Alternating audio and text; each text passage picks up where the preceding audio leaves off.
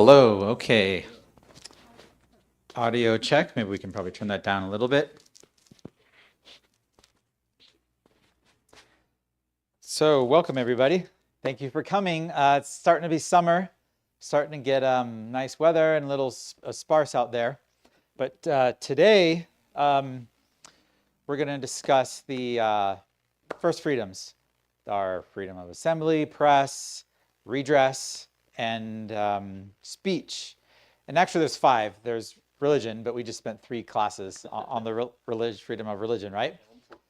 Yeah, so welcome to our online audience. Thank you for tuning in. We've added Rumble to our streaming, so they made it as easy as the YouTube has been, so that's kind of nice now. We're playing with that.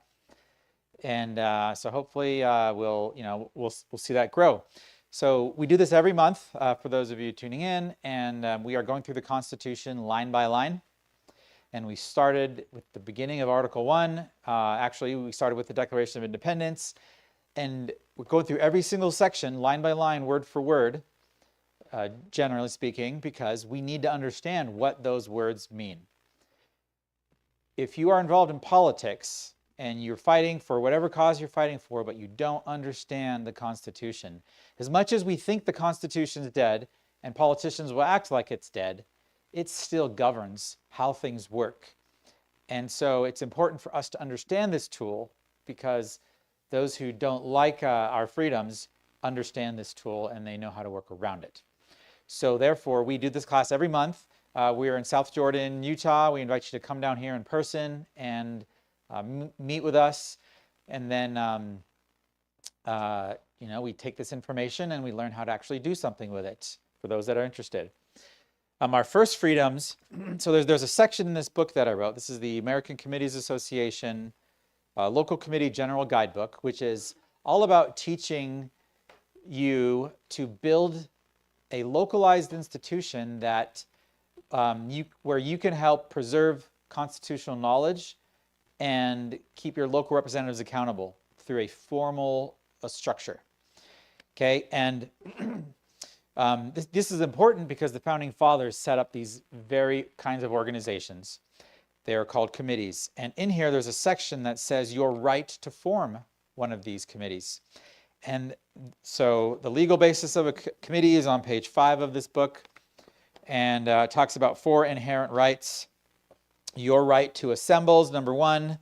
Your right to petition for redress of grievances, and so forth. And actually, there's more. Your right to contract is also associated. So there's a few more.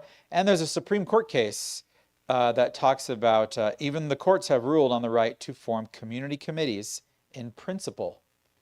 Okay?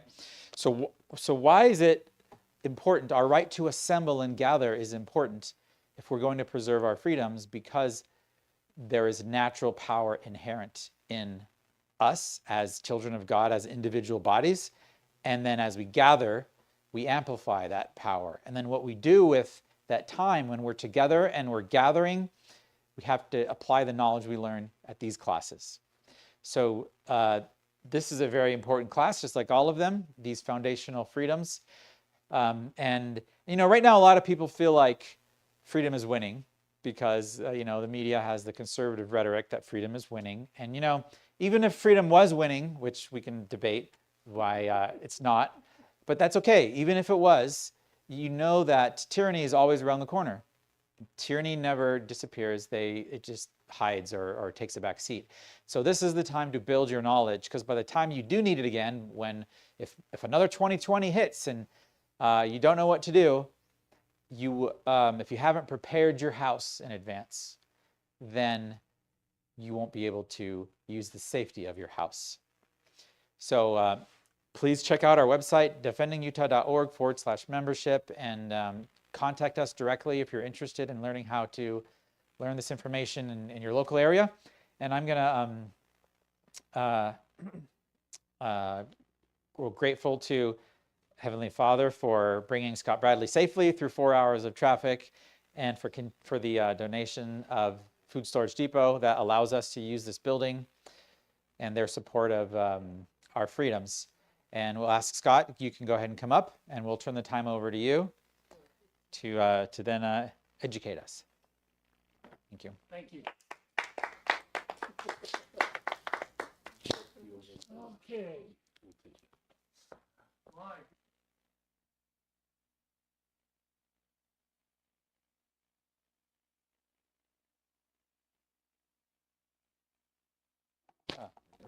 Sound check one.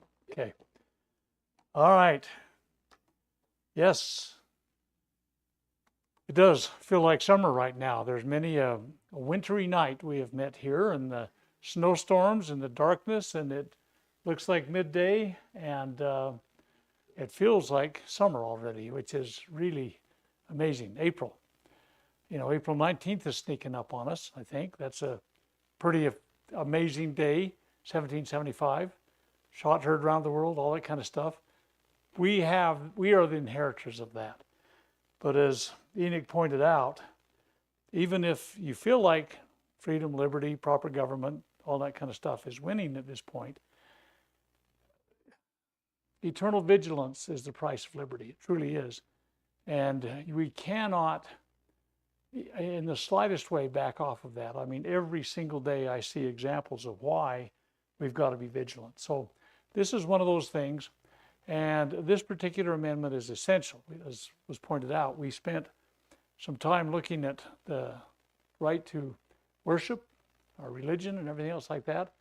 And that is essential. The foundation of this whole nation was a spiritual beginning. The people came for all reasons. And, even to get rich, if you can believe that.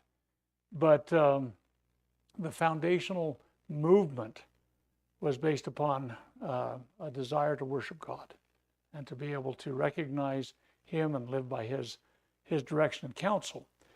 And, we talk about the Pilgrims coming in 1620, and, a handful. And one of my relatives was in that crowd, and he died within 3 months of getting here. So, but he left a posterity that I came through. But at any rate, but after that little handful came, the Jamestown things and all of these little original efforts to get people here, the real movement that came beginning in the 1630s was the Puritans.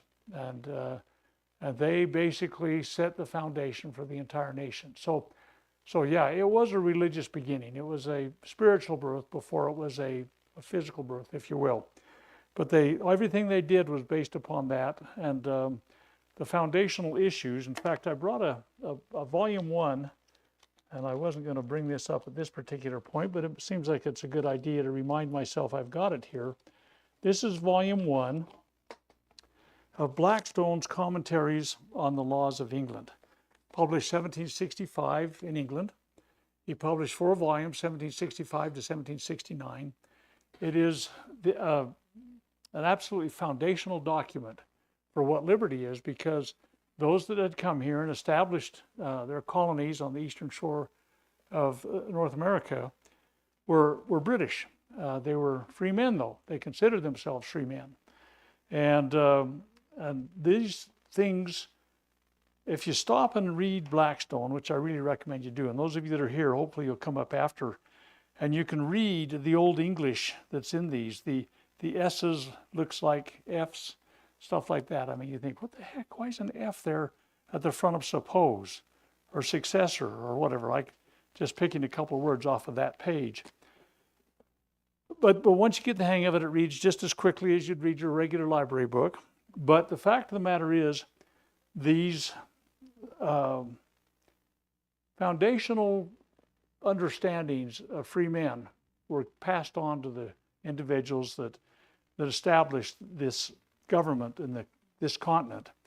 And what I really wanted to bring this up at this particular point was that there were several individuals that the American founding fathers looked to as their mentors, if you will.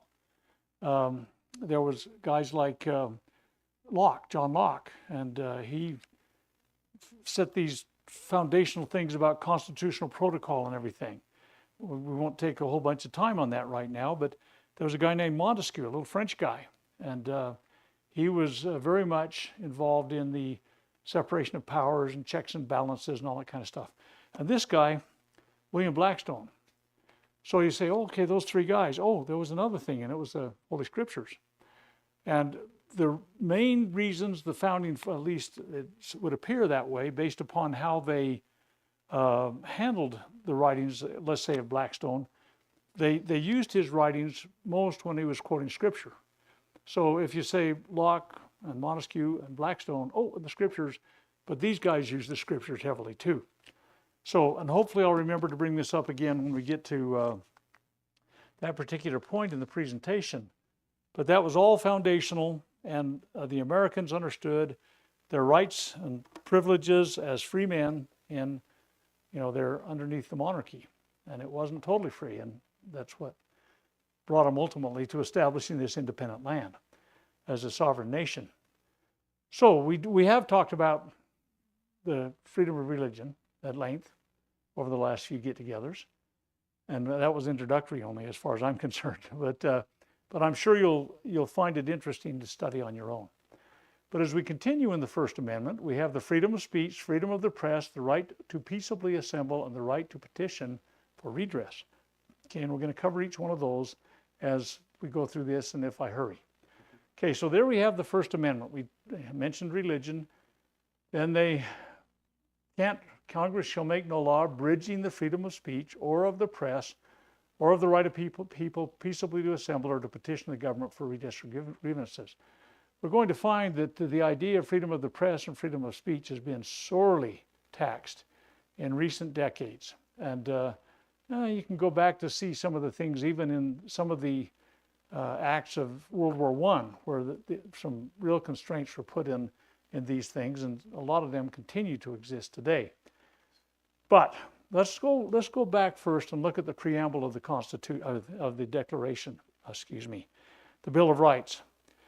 The American founding fathers were reluctant, those that sat through the convention of 1787, to bring forth a Bill of Rights. And they did not include a Bill of Rights. And in fact, when James Madison was so excited after September 17th, they had signed this declaration about the new Constitution, and and it was he and Thomas Jefferson had communicated extensively in the run-up to this. And in fact, Jefferson had sent him a lot of books to read. They were very close associates, and you look, going forward even, like in the Kentucky and Virginia resolutions, and you can see their fingerprints all over everything. But when Madison sent Jefferson this new Constitution, fresh off the presses, if you will, Jefferson wrote back, here's what I like about it. And then he was very direct, and here are the things I don't like about it. And the very first things he didn't like about it was it had no Bill of Rights. And juries were not protected well enough, things like that. And James Madison, kind of like this, he had been through the whole convention, and boy, what a labor of love that was, and everything like that. And he was just shocked. And anyway, there were more than just Jefferson that was concerned about this. There were very ardent patriots that were adamant it needed a Bill of Rights. And the guys that had been there in the convention said, well, yeah, we didn't give the general government enough power to abuse any rights. They're only what's enumerated there, and they're appropriate to what they need to do. And if you start listing your rights, you're going to forget some, and therefore you're going to find that some get left off ultimately. Well, we understand that, but we want a Bill of Rights. This argument went back and forth. And it became apparent that they were not going to get the Constitution ratified if they didn't put a Bill of Rights on the table. And so the men that were the original, authors of it said, all right, we hear you. If you'll ratify it as it is, we commit to you, we'll present a Bill of Rights for your ratification afterwards. And they were taken at their word. They were known to be honorable men. So when they wrote the Bill of Rights, they put a preamble in front of it, though. Most people don't know, they know the preamble to the Constitution in order to form a more perfect union, yada, yada, yada. But there's a preamble to the Bill of Rights also. And it was written is underlined and in bold in this particular slide. in order to prevent misconstruction or abuse of its powers, that further declaratory and restrictive clauses should be added. That's what they wanted. They wanted an assurance that the people that were going to administer this nation did not ultimately and finally overstep their bounds and abuse the power. And so these are declaratory and restrictive clauses, okay? So the intent was to prevent the federal government from overstepping its bounds. And they wanted a clear understanding that that was what they were there for. This would prevent a misconstruction or abuse of its power. So they added these restrictive clauses to put, well, maybe not put, but clarify limits and bounds on the national government, okay? So they weren't constraints on the people of the states, they were constraints upon the national government. So Thomas Jefferson later wrote, we mentioned the Kentucky and Virginia resolutions that he and James Madison collaborated on, but in the Kentucky resolutions he wrote, "Let no more be said of confidence in man, but bind him down from mischief by the chains of the Constitution."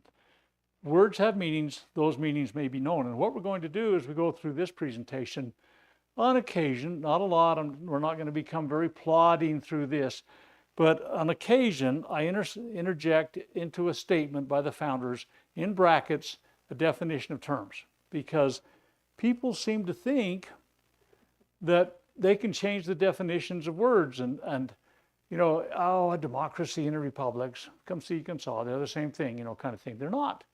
They're absolutely not. Founding fathers understood those differences. And they were careful to use the words that were appropriate. So these guys believed in the written word. And the Constitution is written, it's in plain English.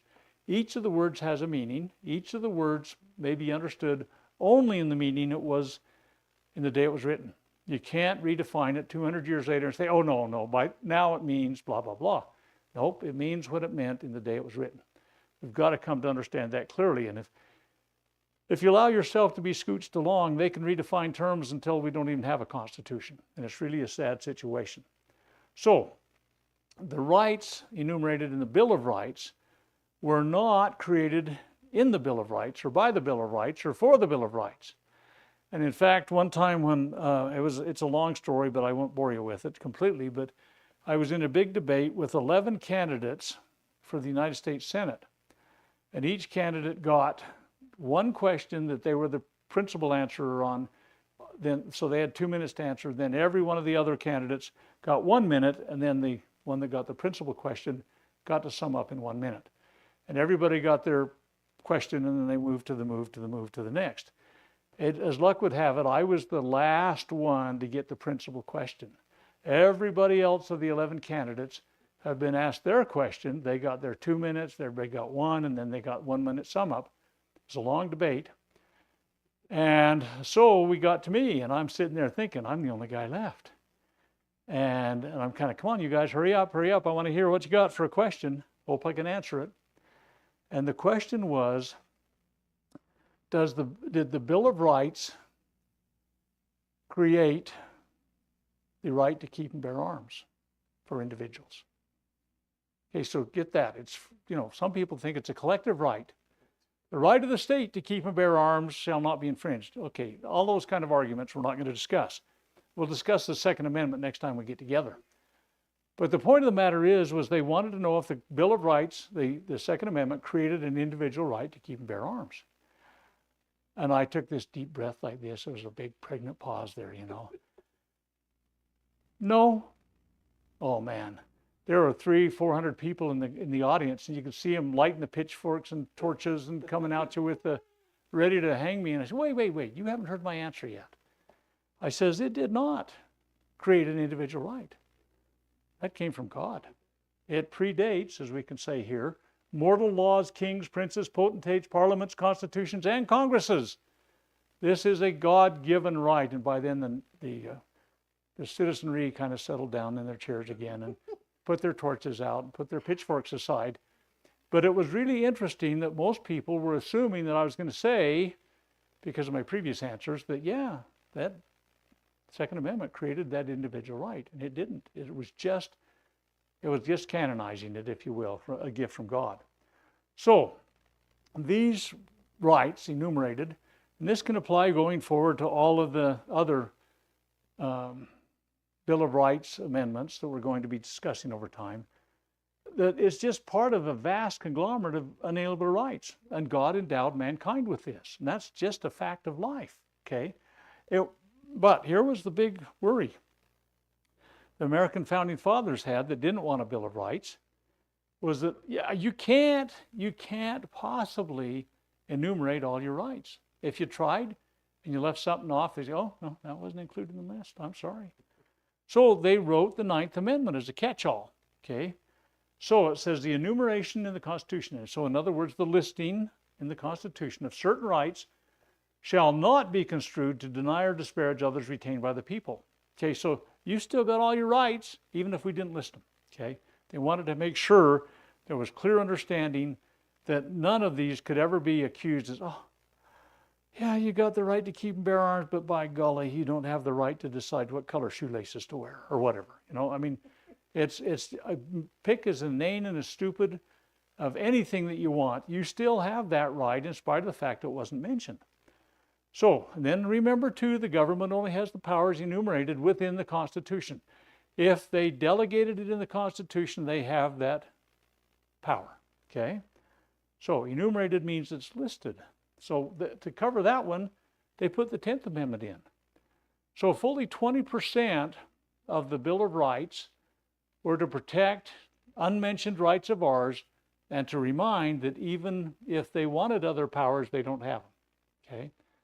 So says in the 10th Amendment, the powers not delegated to the United States by the Constitution or prohibited by it to the states are reserved to the states respectively or to the people. And we could have a long discussion now with our 10th Amendment states' rights people that seem to think that they got a blank check with that and they can put any kind of tyranny they want in the states, but it's not the case. The fundamental principles outlined in the Declaration of Independence, all men are created equal, they're endowed by their Creator with certain inalienable rights, and it mentioned a few, and then it says, and to secure these rights is why they created government. Government's first and foremost purpose is to secure God-given rights. And so those apply to states as well as to national governments, municipalities, county governments, whatever. So that this 10th Amendment does not give a blank check to anybody to say we can do whatever we darn well please when it comes to governing in our municipality or our community or state or whatever. Okay, so let's talk. Let's begin with the freedom of speech. It doesn't permit, okay, let's start with that, slander, which I define here as an untrue defamatory statement that is spoken orally. So if you say it and it's untrue and it's, slanderous, if you will, oh yeah, that's the term, then you don't have the right to come in and state things such as that, just because there's freedom of speech. You don't have the right to incite or panic or riot or whatever, okay? And you don't have fire in a crowded building, as you bring out so astutely. You can't falsely say that. And it doesn't give, and this is where we've really come off base with the original intent, profane, vulgar, or obscene language, okay? Now, with everything turned on its head in today's world, that's the only thing they want to protect with the First Amendment now. But it is not. Yes? So turn on my mic for a second. Do you guys mind if I take my jacket off? It is summer in here. Okay, I'll turn on my mic real quick. And I thought it would be useful to comment on the fire in a crowded building, because I feel like that's a law school 101 question where you're first taught, if you believe in rights like freedom of speech, it can be used in a negative way to make you think, oh, wait, maybe we can control your rights and tell you when you can use them. For example, fire in a crowded building, and it puts you down this rabbit hole of, well, when else can my rights be controlled by, the state or whatever? And so I think it's useful to emphasize that when you recognize it's an inappropriate time to use a right, there's a principle involved. If you're crying fire in a crowded theater, you are committing a fraudulent statement, right? In a situation where people will harm themselves if there's panic. But if you accidentally say fire, it's all about intent, right? The spirit of the law. And so I would just say that our rights can never be infringed upon.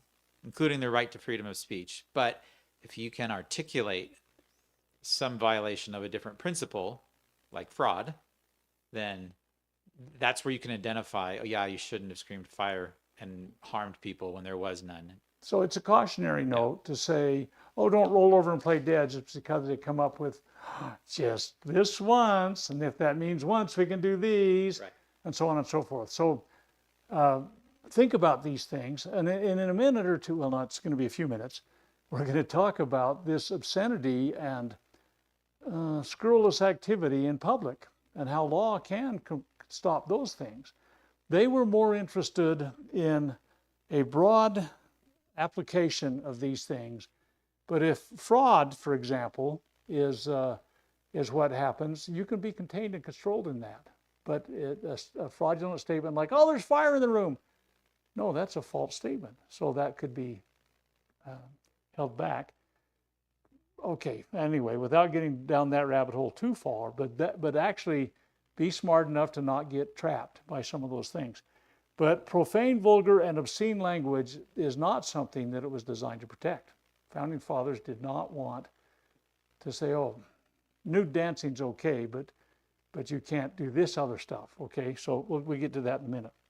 Okay, so it includes to protect the right to speak freely and without restraint regarding principles of liberty and government. That was the principal purpose of this, was to preserve proper government, to preserve our freedoms. That's basically it, our freedom to try, to buy, to sell, and to fail, those kind of things. To prevent forced fraud and debauchery. You know, those were what government was about. It was not one of these mother may I for everything we want to do. So they wanted to be able to speak freely, and you're going to see how that application works in preventing government from, we'll try and have some concrete examples of where this has been misused and preventing us from speaking freely about things that we should be able to talk about. And in order to talk about them, we had to have this, and if we don't have it, we can see how we can pretty quickly lose our liberty, okay? And the other thing was to protect and identify and speak out against improper actions of government. That's what this was about. Not, like I say, profane and things that are morally corrupt and all that kind of stuff. It wasn't there to do that. And I'm going to hit these very quickly, and then we'll give hopefully some examples that might be of value. Freedom of the press is very similar. It was not intended to permit libel, which, you remember what slander was. It was a verbal expression of these things.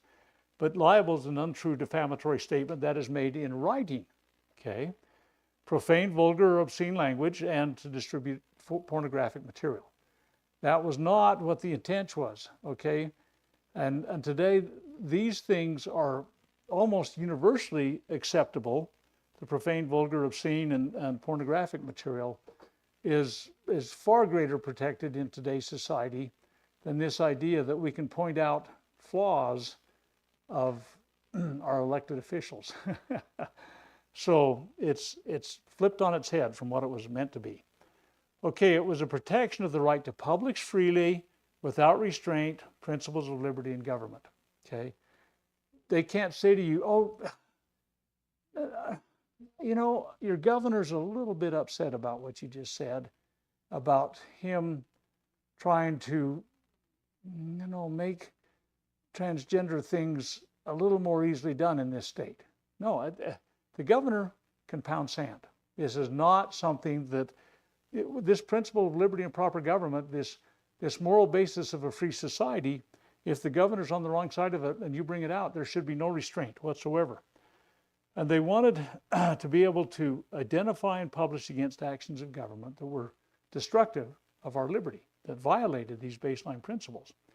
So there were originally tools and protections available to the people to speak out or to publish that would preserve the blessings of liberty and proper government. That's a pretty broad brush statement, but we're going to find that it's almost never used for that anymore. So let's look at a historical perspective for just a few minutes on freedom of speech and the press.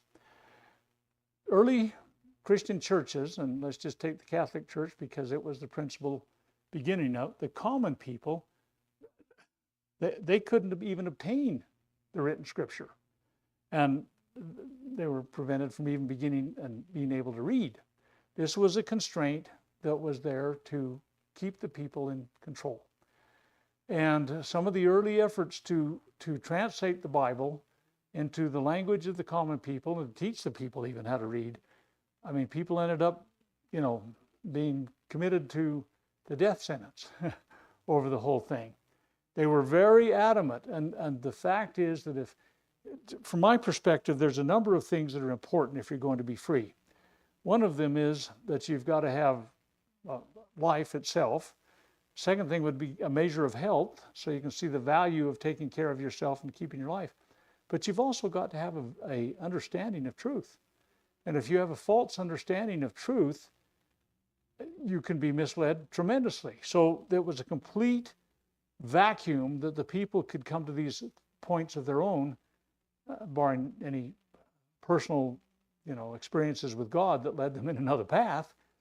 But they oftentimes were completely unable to even discern any measure of truth whatsoever, and consequently they were able to be controlled and constrained. And that was a very common practice of the Catholic Church.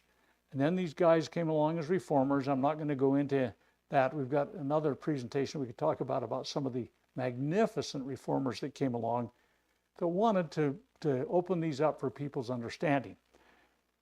But Henry VIII, in spite of the fact he was originally known as the kind of the defender of the faith, if you will, for the Catholic Church, he kind of fell off the wagon when he couldn't get a divorce, and he started his own church. And so it's interesting, a church started based upon the licentious amours of a debauched king, and he became the head of the church. That's a commentary I probably didn't need to give.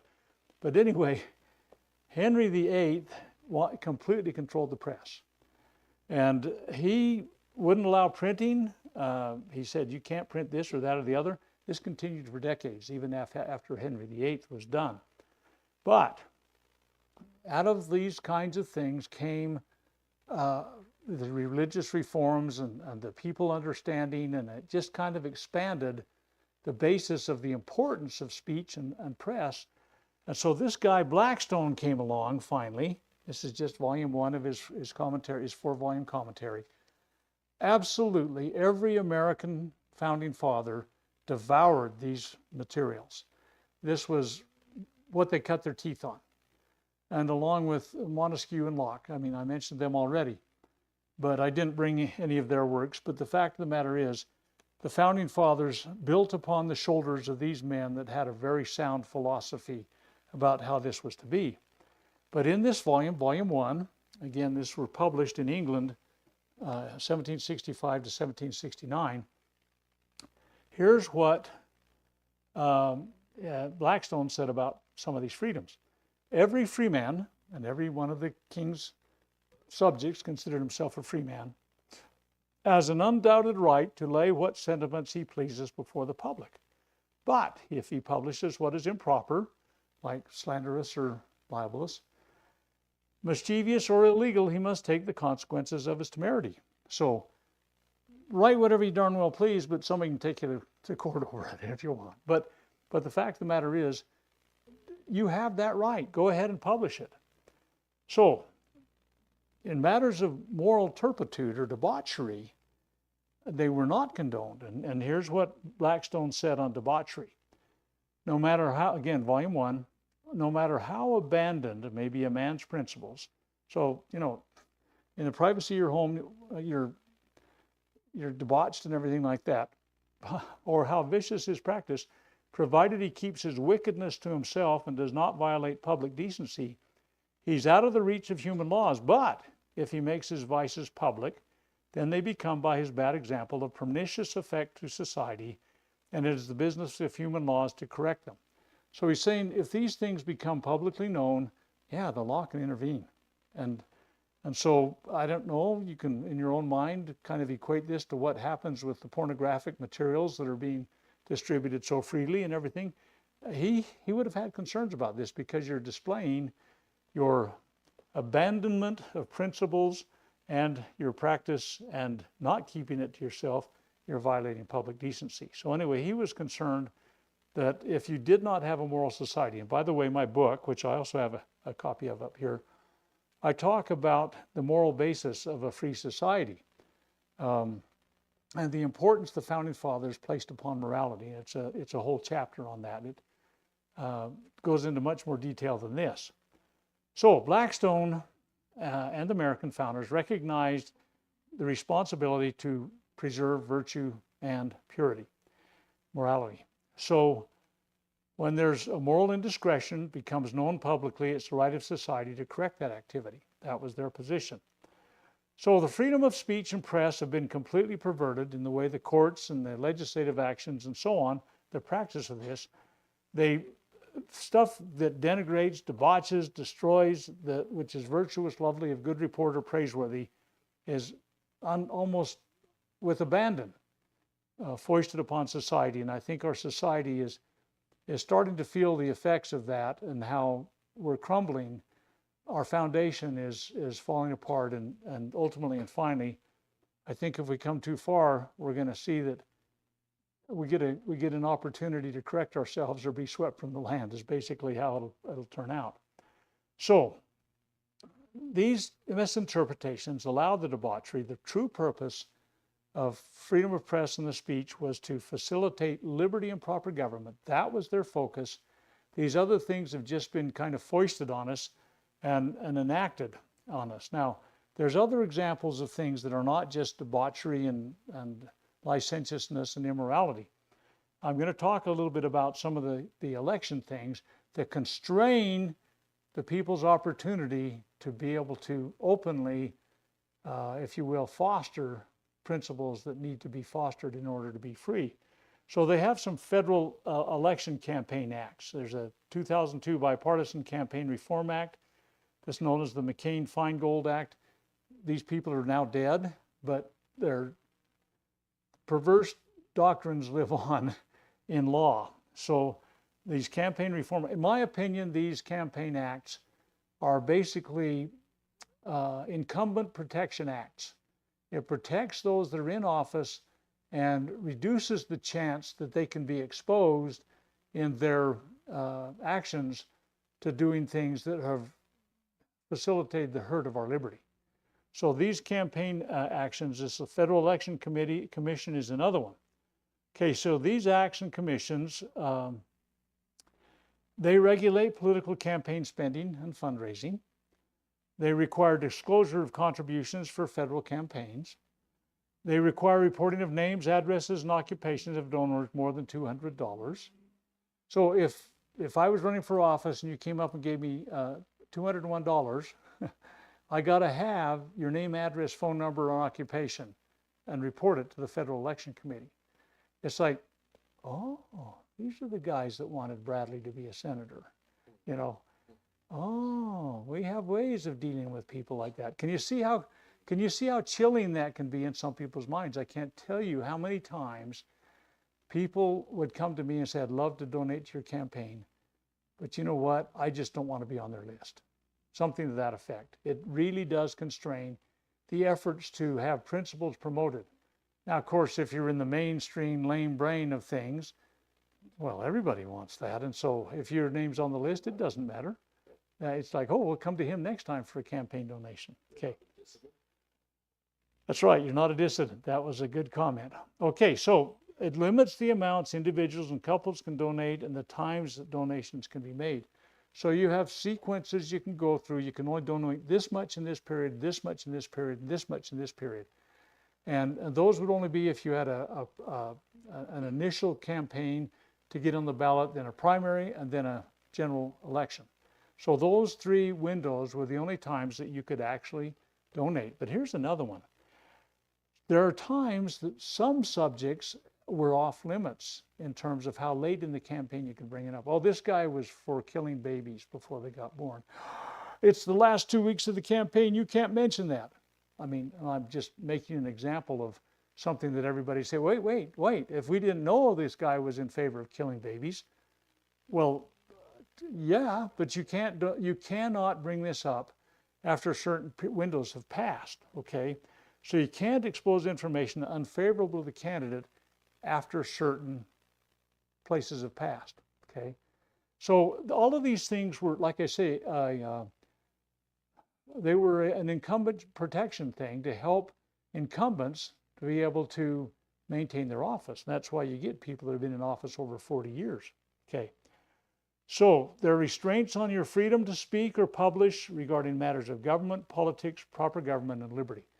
So all of these other things, the debauchery, the lewdness, and the pornography, and everything else like that is okay year-round. We're fine if we saturate the society in that. And honestly, it seems almost, come on, this can't be right. This is the way society, I mean, come on. This guy is up here, you know, he's saying, you know, if we can't publish pornography when everyone, come on, this doesn't make any sense. Everybody does. Maybe not everybody, but there's a lot that do. But the point is, it's contrary to what the original intent for proper government and maintaining our liberties. Okay, so they're violations of the original intent, and speech and press are being violated constantly by these new federal acts that have been brought into place. Okay, here's some other things. And honestly, I ran out of space and ran out of time before I listed them all, okay? But I just want to give you some ideas to think about as we go into this.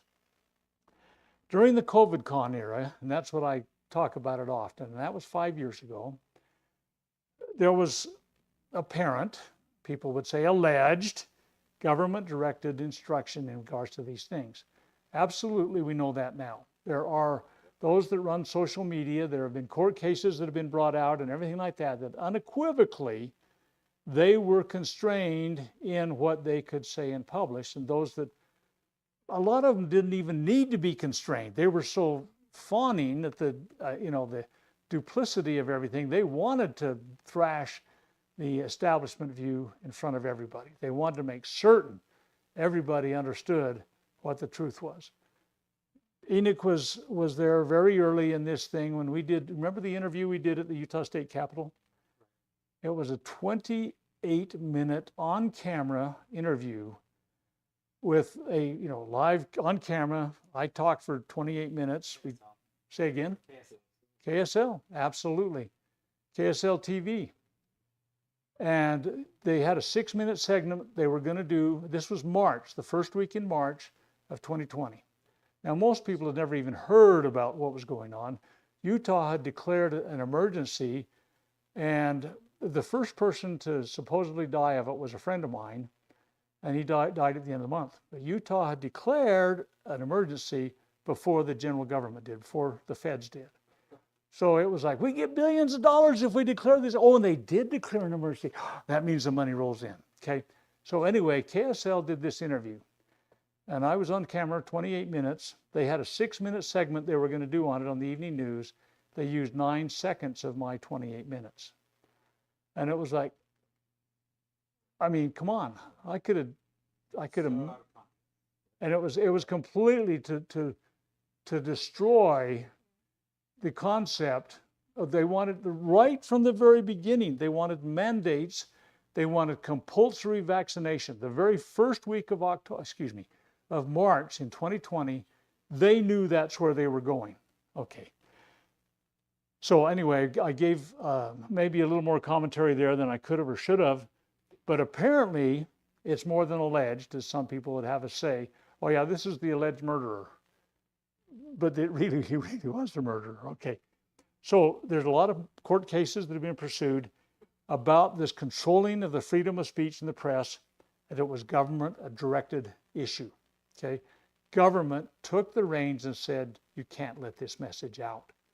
Okay, and one of the most widely known was Trump's Twitter ban. And of course now, what's this guy's name? Elon Musk, right?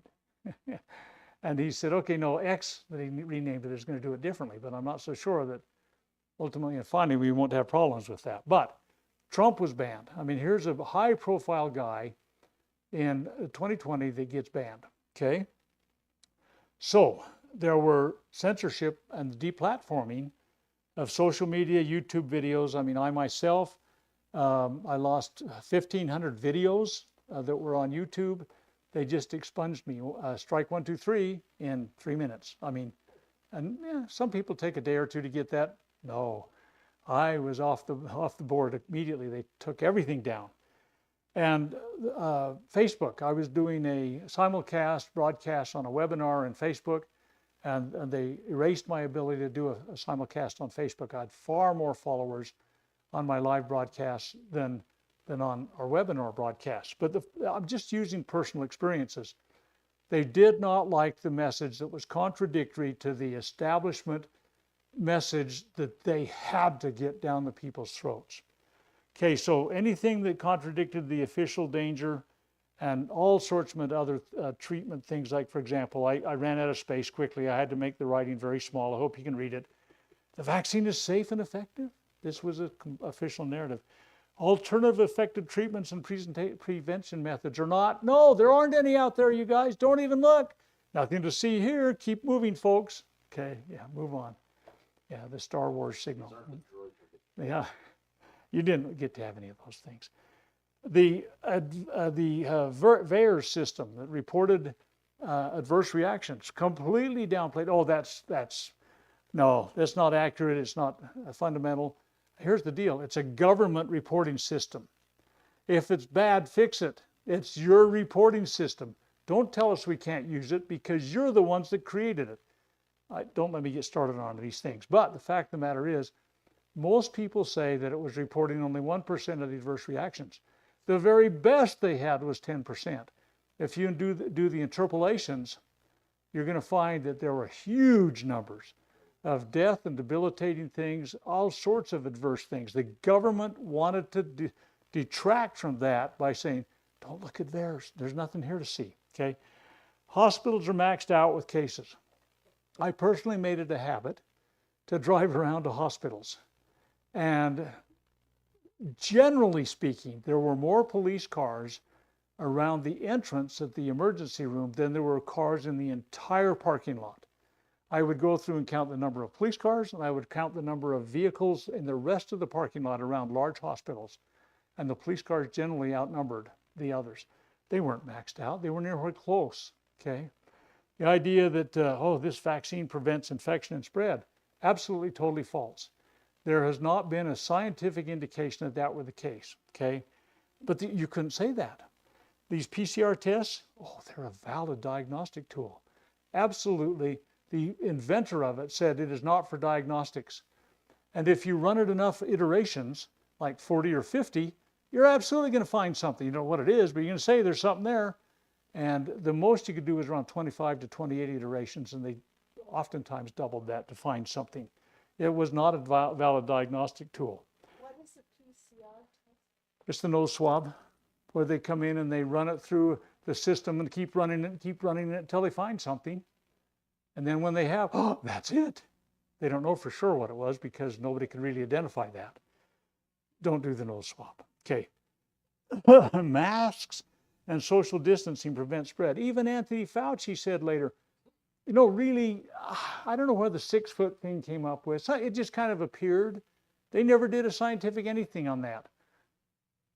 Anyway, if you talked against that, if you talked against walking down the aisles of a grocery store, only one way.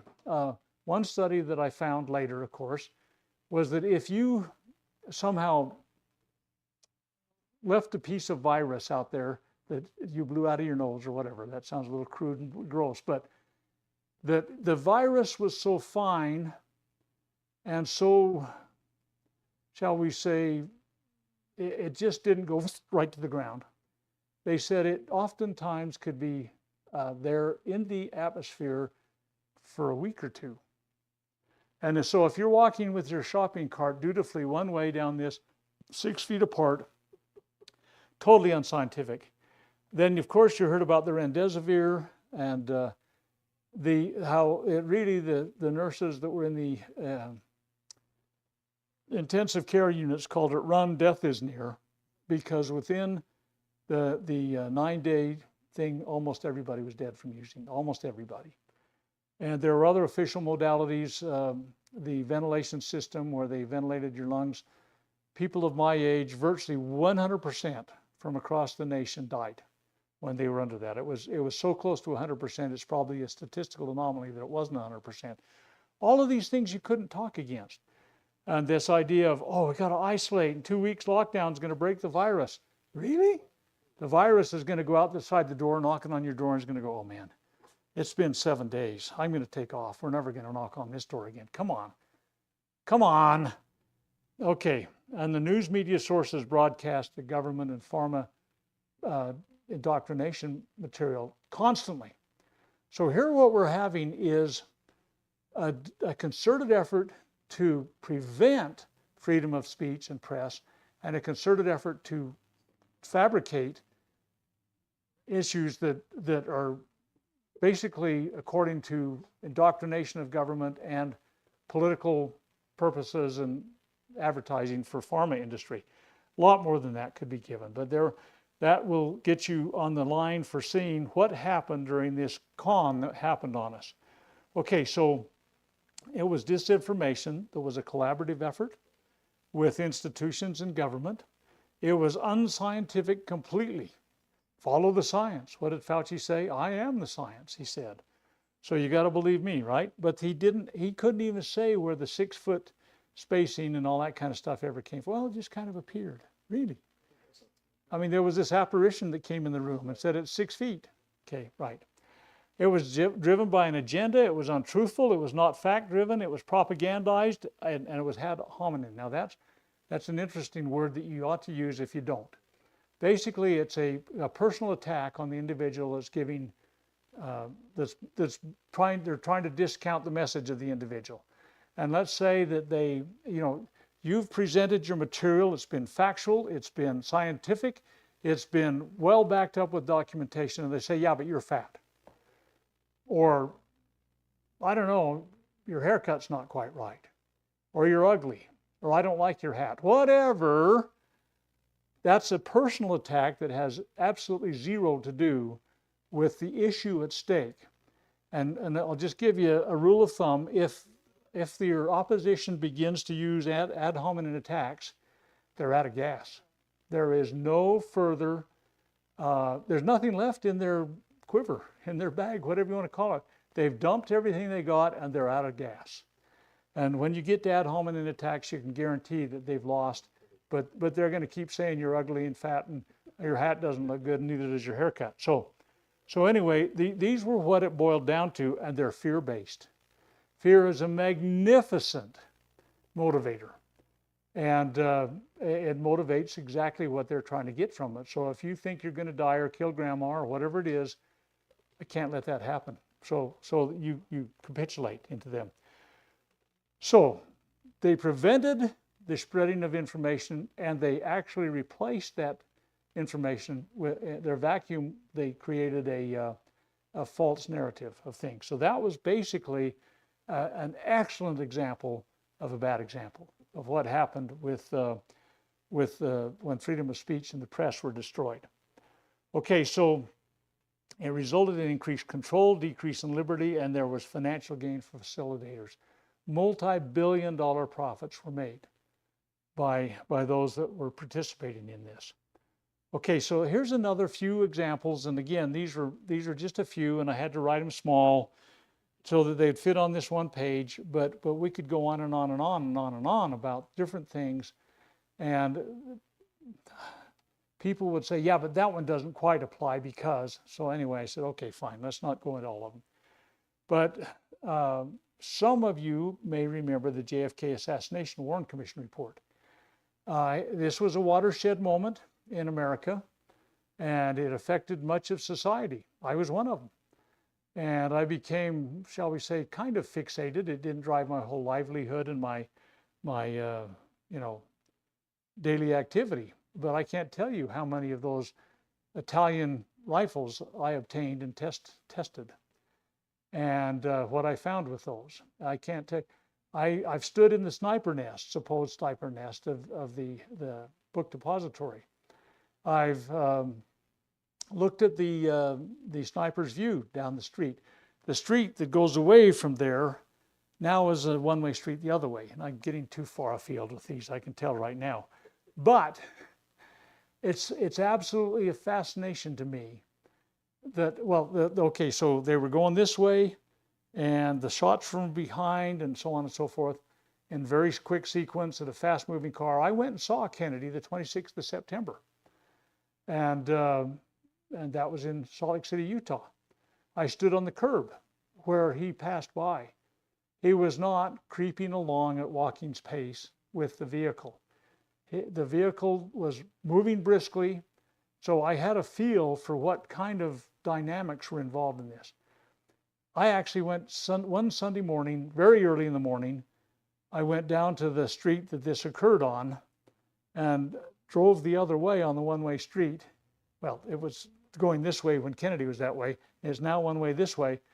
Drove the other way a couple of times on the street to get a feel for the grassy knoll and here's where the overpass is and here's the fence and all that kind of stuff. Anyway, it was really, I did a great study on that. And I came to the conclusion that that we did not get the whole story. Let's put that in a nice way. And just the other day, they released, quote unquote, released the final documentation. And I think that final documentation leaves more questions than it answers. But in my opinion, it unequivocally states that there were others involved and the lone gunman thing was a complete fabrication. Warren had been the Chief Justice and was. He said, I don't have time to run this thing. And Johnson said, oh, don't worry, your name will be on it. It'll give it gravitas and credibility and everything. The real leader is going to be Allen Dulles. Allen Dulles was fired by JFK, and there's a whole bunch of reasons, and incompetence and bad judgment and everything else like that. Sneaky, underhanded things. JFK had fired Allen Dulles. He was a director of CIA before. He was put in charge of it. And there were other people like Gerald Ford that were on there. And there's a whole set of issues. Don't get me started, but you already have. But I think that official narratives oftentimes are a fabrication that destroys the freedom of the press. And some of us that have tried to speak in other positions have not really got too much traction. Let's look at the Gulf of Tonkin resolution. Basically started the war where 58,000 of my generation were killed in the slaughter of the fields of Vietnam, hundreds of thousands maimed, millions of Vietnamese. That was a fabrication. It was at best, ghosts on a poorly tuned radar set. It didn't happen. The 9/11 Commission report, I have that on my desk at my office too. You say, well, we saw the planes going. Well, they overlooked a lot of things like Building 7 and how this 47-story building fell down with just a couple of little office fires in it. Nobody addressed these things. So these things are, at best, careful narratives, okay?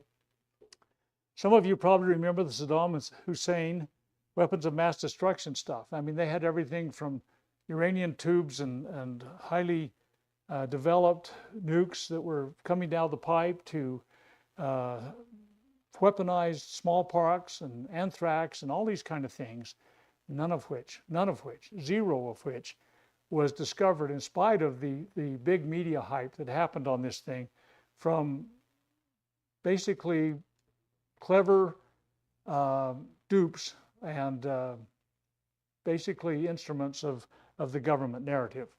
Nothing ever came out of that. The Fast and Furious gun running scheme that Obama pulled to try and get the Second Amendment on the ropes even more.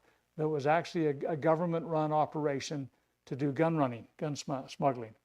The Russia Trump story, which we absolutely found through numerous long investigations, the falsehood of that. The Steele dossier, that was a commissioned falsehood that grew legs and went forever. Let's talk about the Syrian civil war promotion to overthrow Assad. That was totally, completely a fabrication of what Assad was supposedly doing to his people. And it was being done as false flag operations, but was promoted to us to help us as a nation get used to Trump launching Tomahawk missiles against Assad. There's Ukraine warmongering for 175 billion that's gone there that we know of. The Hunter Biden laptop cover-up and all of the intelligence operatives that swore up and down that it was a fake, and it really wasn't a fake, and they knew it. And then, of course, Trump's Houthi warmongering excuses, which absolutely, it's a Pearl Harbor every day for the Houthis that Trump's carrying out, and it's without any value to, or any justification or any constitutionality or anything that's going on. So all of these, I mean, we could talk about the Ruby Ridge, we could talk about the Waco assassinations, and we could talk about the Murrah building, 1995 in Oak City, Oklahoma City. I mean, there's just some massive things that have been hinge points in America that were carried out because of false flags and falsehoods that were created by government operatives or complicit other individuals that the government facilitated to have us change direction. Every one of these has had very momentous negative things on us, and we haven't been able to get the truth or spread the truth. Okay, so we got to be aware and beware of the government telling lies and preventing the truth from being told. Both of those things have been happening in these examples I've given. They're original intent violations of the right of freedom of the speech and the press. Okay, let's talk about the right to peaceably assemble. What time do you want to stop? 8:30, fine, I'm all time. Okay, about 9:30, I think you said. No. We're here. No.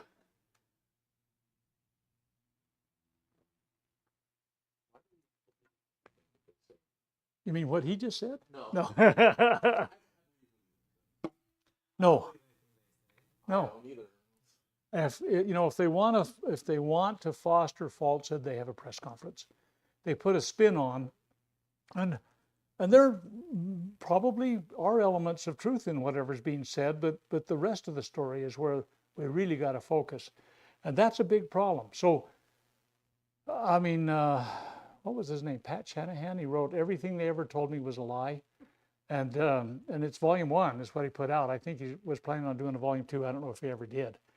But at any rate, this right of freedom of speech and press is essential to maintain liberty, and we've spun it out of control into perverse things, and we have misdirected it away from what it was supposed to be, and then the government agendized propaganda has taken precedent time after time after time. So that's a big problem with that, and we need to start promoting the idea of our right to speak out, to promote liberty, to point out flaws, the things that are being done to us that really will end up destroying our liberty. And that's why we need to understand these things in order to carry them forth. Okay, let's talk about the peaceably assemble thing. And I've gone back into about a year and a half before the Declaration of Independence. This is the First Continental Congress. They put out a Declaration of Resolves, and they said assemblies have been frequently dissolved. Okay, so they've been getting together as bodies, and contrary to the rights of the people, when they attempted to deliberate on grievances, and their dutiful, humble, loyal, and reasonable petitions to the Crown for redress. I mean, everybody's got to do this to the Crown, right? Okay, they're talking about, hey, look, Your Honor, Your Majesty, whatever you want to call him, we're humble citizens. And in fact, if you read what Patrick Henry said in his "Give Me Liberty, Give Me Death" speech, people kept shouting out, treason, treason, because you couldn't speak harshly. But they had been trying for an extended period of time to deliberate on grievances. They were dutiful, they were humble, they were loyal. I mean, all of these things that the free men were supposed to be in their honoring of the Crown. They were reasonable petitions to the Crown for redress. They've been repeatedly treated with contempt by His Majesty's ministers of peace. They were dissolved and they were cast off, and that's basically where they were. In a minute, we're going to talk about the redress of grievances and where that applies and where it doesn't, though. But that's the problem, is they were careful to try and do this through the most gentle means, if you will, while still insisting on their rights as free men. Which, by the way, if you recall, we talked about William Blackstone's commentaries on the laws of England, which were published 1765 to 1769. You'll note this is 1774. They had read and understood clearly that as free men, they had the right to petition and to seek to, have their position known. Okay, so let's go on to the petition of redress for a moment or two. The right to petition the government for redress of grievances. Okay, so the Declaration says, again, at every stage of these oppressions, we have, this is the Declaration, 1776, right? We have petitioned for redress in the most humble terms. Our repeated petitions have been answered only by repeated injury. A prince whose character is thus marked by every act which may define a tyrant is unfit to be the ruler of a free people. They were a little more bold now. They're directly attacking the sovereign, the king. Now, a couple of things that we could spend a lot of time on. We won't necessarily spend too much time on it right this second. But there was a lot of debate when they were coming up with this Declaration of Independence. Do we continue to crouch down and lick the hand that, of the monarch, or do they directly say, we're putting it at your feet, king? It's your fault, baby, and we're mad at you. Instead of saying, well, Parliament did this, and there were some of their king's men that did this in our... No, they said they're going to lay it right at the feet of the king. And so they became much more bold this particular time. But up to that time, every time they've tried, any time they tried to go through, it was just rebuffed, deflected, and ignored, okay? And like I say, they dissolved some of their assemblies and their legislative bodies because, nope, you guys can't meet if you can't be nice, kind of thing. So they're saying now, king, you do this stuff and you're unfit to be a ruler of a free people. So they were very direct in it. Well, I have been in meetings where some mistakenly believe that this redress of grievances is contained in the 61st point of the Magna Carta, which was signed at Runnymede in the 15th of June in 1215. Let's just do a little bit of background on that and see this is not what redress of grievance is. But some people think that what the 25 barons that wrote the Magna Carta had in mind is how it applies under the First Amendment. It doesn't, and you're going to get a big hammer on your head if you try to apply it that way. It doesn't authorize, as we'll see in a minute, burning down the castle, okay? But nonetheless, let's just go back and talk about this Magna Carta, who everybody thinks is, oh, it's the watershed moment that liberty suddenly started to dawn and over the Anglo-Saxon kingdom. And it had a real big price to pay. We'll not go into a lot of detail, but it's a very interesting study. So here's King John. And I think every time I think of King John, you probably saw that movie that Russell Crowe was in, that he was Robin Hood, and King John was this vapid individual, and Richard the Lionhearted. Anybody remember seeing that movie? You ought to go watch it. It's probably the closest theatrical depiction of Richard the Lionhearted and John. But John in it is he turns out being a real turkey. But in real life, he was much more vindictive than is shown in the movie. But it does show a lot. Richard the Lionhearted was a scoundrel. And he had murdered prisoners of war in the Holy Land as he was on his crusade. And it really did happen, and it was really an abomination, I believe, before God and man. So Richard the Lionhearted was there. He ended up getting killed on his way home. John, who had been his stand-in, his brother, was a true scoundrel to the heart and core of everything. And the Robin Hood legend is played into that quite efficiently. But there were 25 barons that reported directly to the king and owed their loyalty to him and all this kind of stuff. But they got sick and tired of being sick and tired of what the king was doing to them. And so on the 15th of June, 1215, they brought this before John, King John, and they had him sign what they termed the Magna Carta. It was under duress. What is duress? It's basically under force and compulsion. Okay, under pain of death, you're going to sign this. Well, what happens if someone comes to your home and has you sign a deed over to them or some note that says you owe them $1 bazillion or whatever? It was done at the point of a gun. It's not a legal document. And that's kind of what happened, and that's how the Pope handled it. And John was very vindictive in his response ultimately of that. But if you read the entire Magna Carta, which we don't have a really good, original on, is, to me, it sounds like a bunch of disgruntled barons sitting around the campfire one night and saying, let's write this up. I'm sick and tired of this king doing blah, blah, blah. Oh, by the way, while you're there, put his fish traps in there. I just don't think we ought to have to. And I mean, it's an all over the board kind of thing. It's really a poorly written, it's not what you would consider a document of state, but it did bring out a lot of the concerns they had against the king.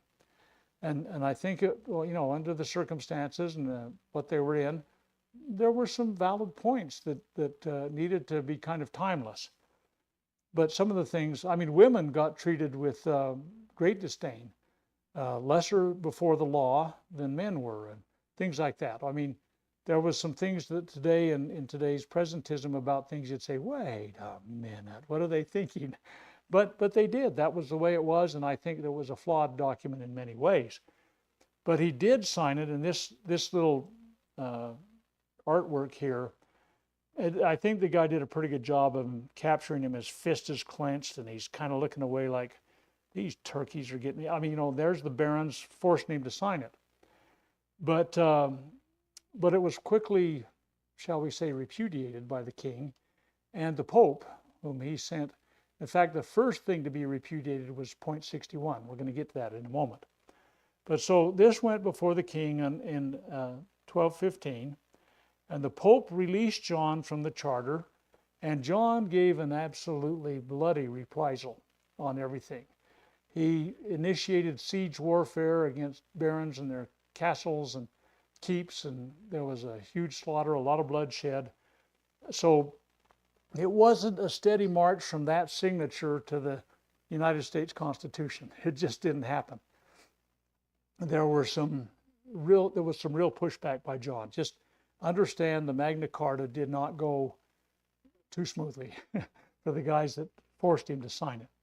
Okay, so let's go to the point 61 that I've been talking about. Okay, it's written in first person as though the king were making the statement.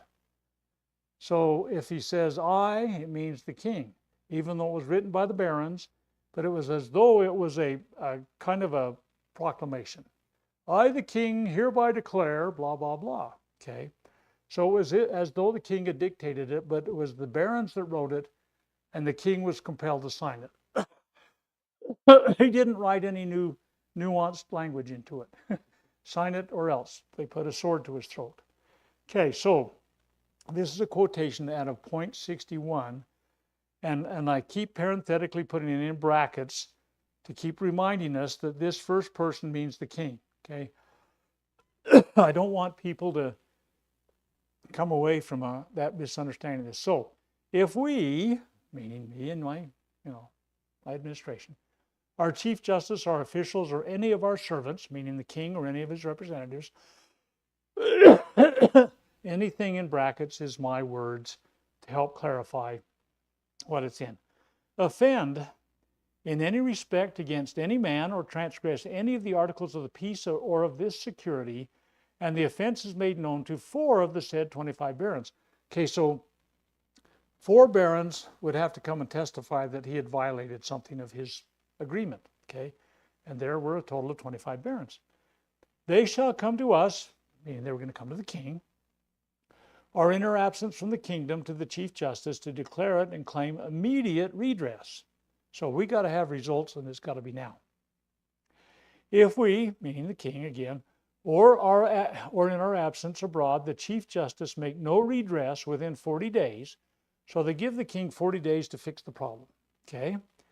Reckoning from the day on which the offense was declared to us, meaning to the king, or to him, meaning those people that are his administration, the 4 barons shall refer the matter to the rest of the 25 barons, who may distrain, that means seize upon and assail us, meaning the king, in every way possible with the support of the whole community of the land. That means it's a declaration of war and we're all going to come against you.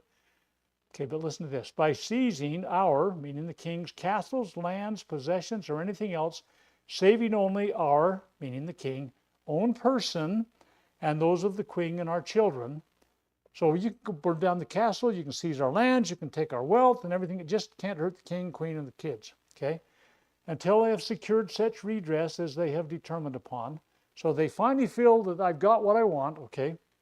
Having secured the redress, they may then resume their normal obedience to us, meaning the king.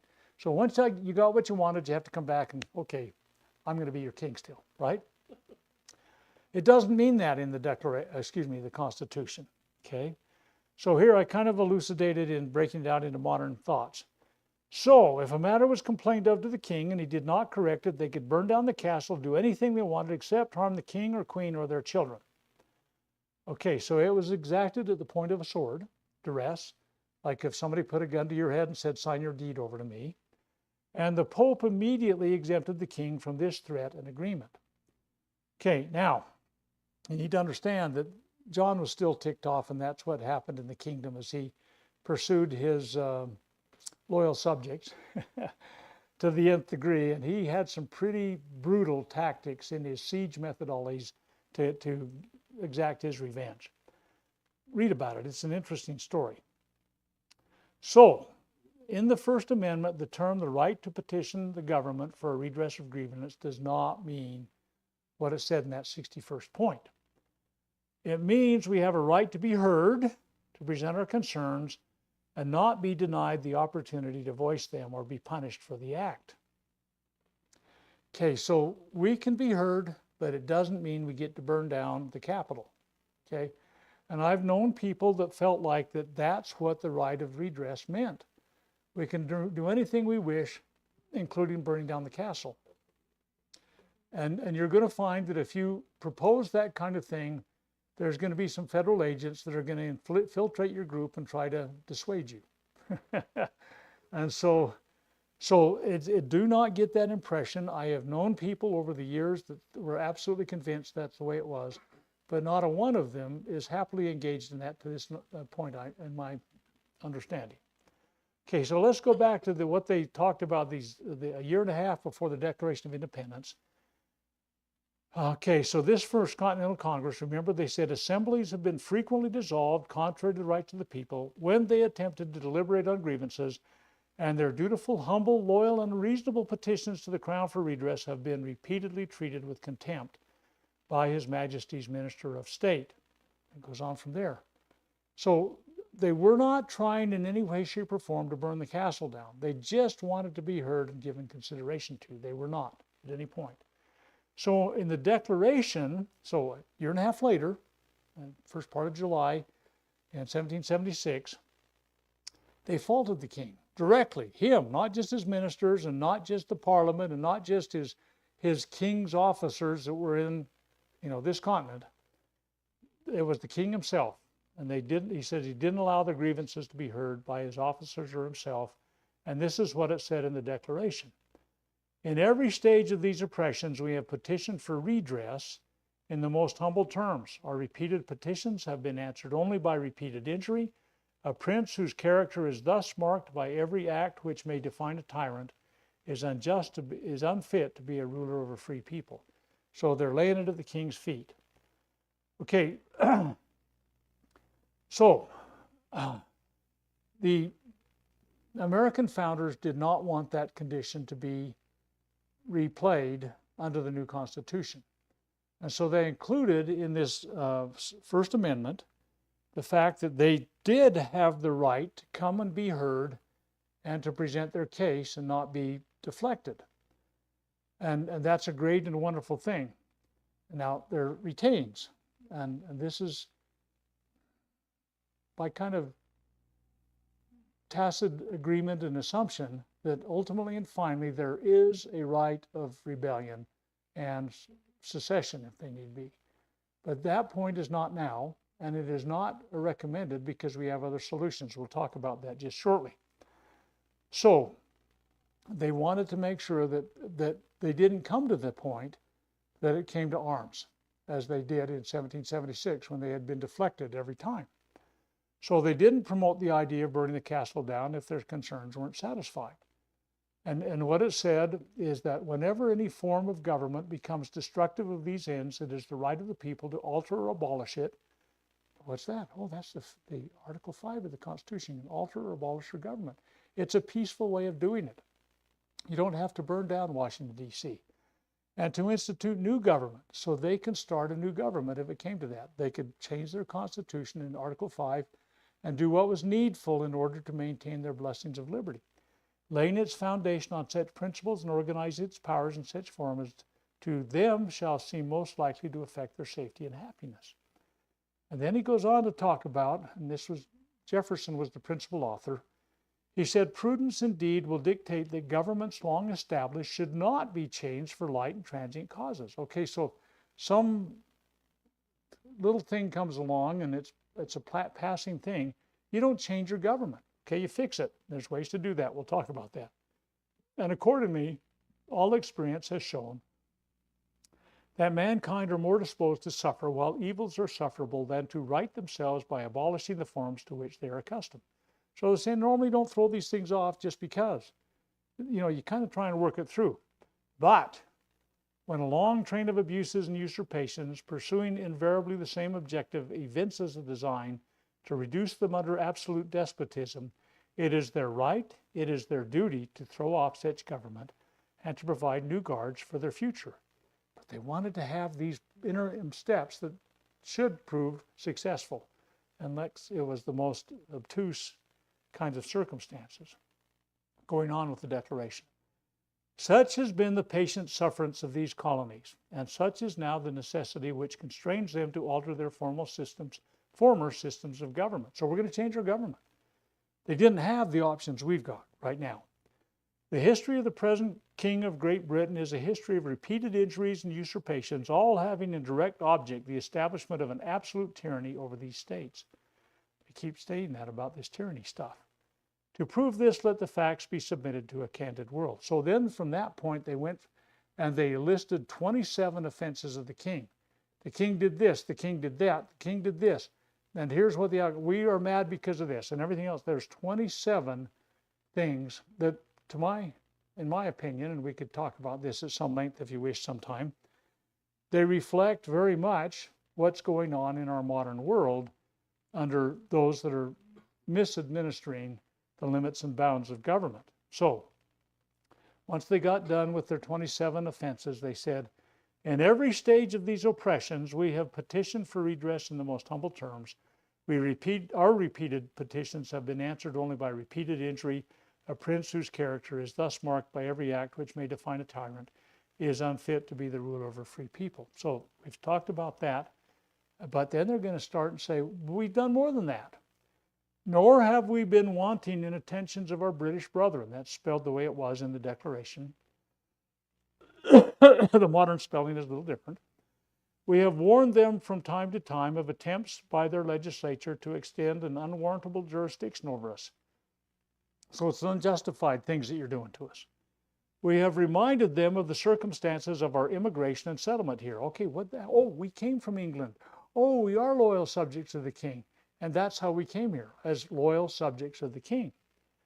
We have appealed to their native justice and magnanimity. Okay, so I put in there the parenthetical definition: greatness of mind, benevolence, disdaining justice, and meanness. So these people that we've been talking to in England, they're good guys. And we're, we think that we could, hopefully see good things out of them. And we have conjured, and that's being bound by oath, them by the ties of our common kindred to disavow these usurpations, which would inevitably interrupt our connections and correspondence. So they're saying, we're talking to our brother and our kin over there and saying, you know what, if we go to war, we're not going to be able to communicate. It won't be as good as family anymore, and so on and so forth. Okay, and then we go on with this. They have also, meaning two, been deaf to the voice of justice and consanguinity. So that's a longer definition. They're basically our kin, our blood kin. Okay? That's what that little definition in there means. We must therefore acquiesce we give assent to this, in the necessity which denounces our separation and hold them as we hold the rest of mankind, enemies in war, in peace, friends. We therefore, the representatives of the United States of America, note that is uncapitalized, united. A couple of things. The the Articles of Confederation had not been written at this point because they started to write them in August of 1776. They did not get ready to get sent to the States until November of 1777, and they were ratified just about the time that Cornwallis met his defeat in Virginia. So anyway, the United States of America, they are united as states in America, but that is not a formal pronoun, a formal title. Once they got the Articles of Confederation, it defined that as the name of the nation with all caps, United States of America. Okay, and it's shown that way all through the the United States Constitution. So if people say, see, it is lowercase united, it's because of the circumstances they were in then. They had not formalized the name of the country. And they were states of America, though, and they were united, but it wasn't a title.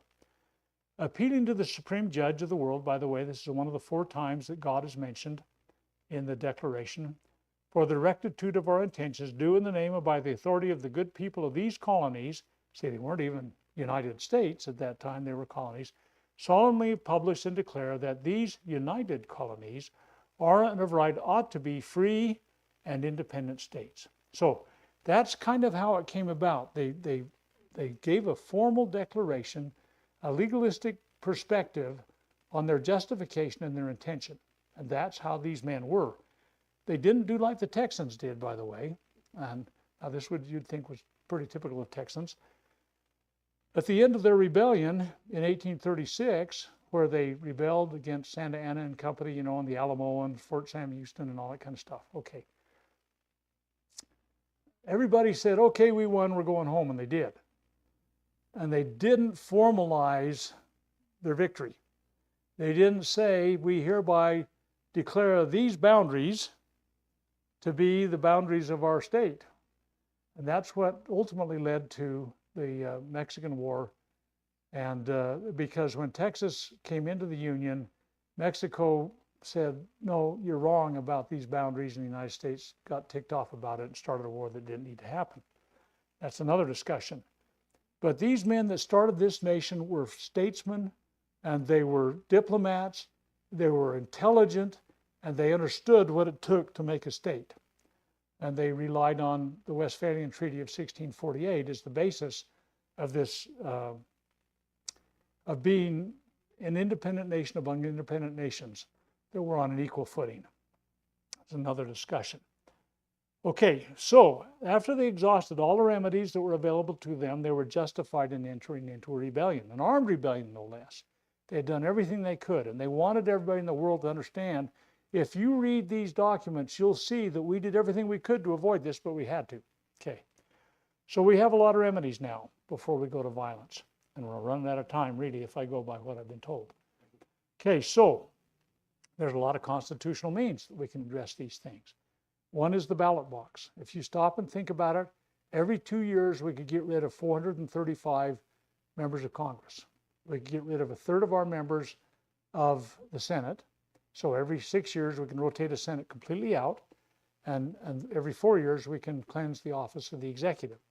So the ballot box is something they did not have. We could not say, founders could say, oh, we can unelect the king. Really? I don't think so. So we have the ballot box. I have less hope in that for a lot of reasons because of the way we've polluted our nation.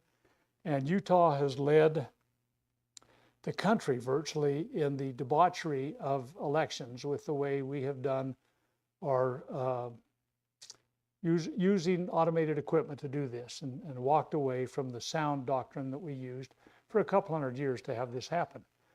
So the ballot box is not as good but don't let me dissuade you from that, but we got to correct the election process, okay?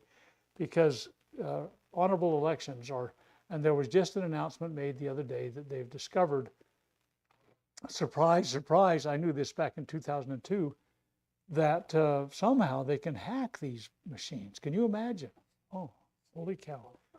Yeah, say what? Yeah, they can, and they say they've just discovered that. No, we've known all the way along. Some of us have thought about it. Okay, so we have the ballot box, though. We have the impeachment process. And that is something it had 600 years of history in the world before the American founders established the Constitution in 1787. It was a fairly well established and understood principle. We have both the House and the Senate involved in that, the House bringing the charges called impeachment and the Senate then trying them, okay? And it applies to both the executive branch and the judicial, and we have not used it often enough. The next thing we do is repeal some of these bad laws. And that repeal process we'll talk about in just a minute. We can defund some of these bad processes. We'll talk about that in just a minute. We can take court action. We'll talk about that in a moment. And we can nullify. And there isn't time to really do justification to nullification, but we'll mention it briefly too. So we have these 6 processes that can prevent an armed rebellion.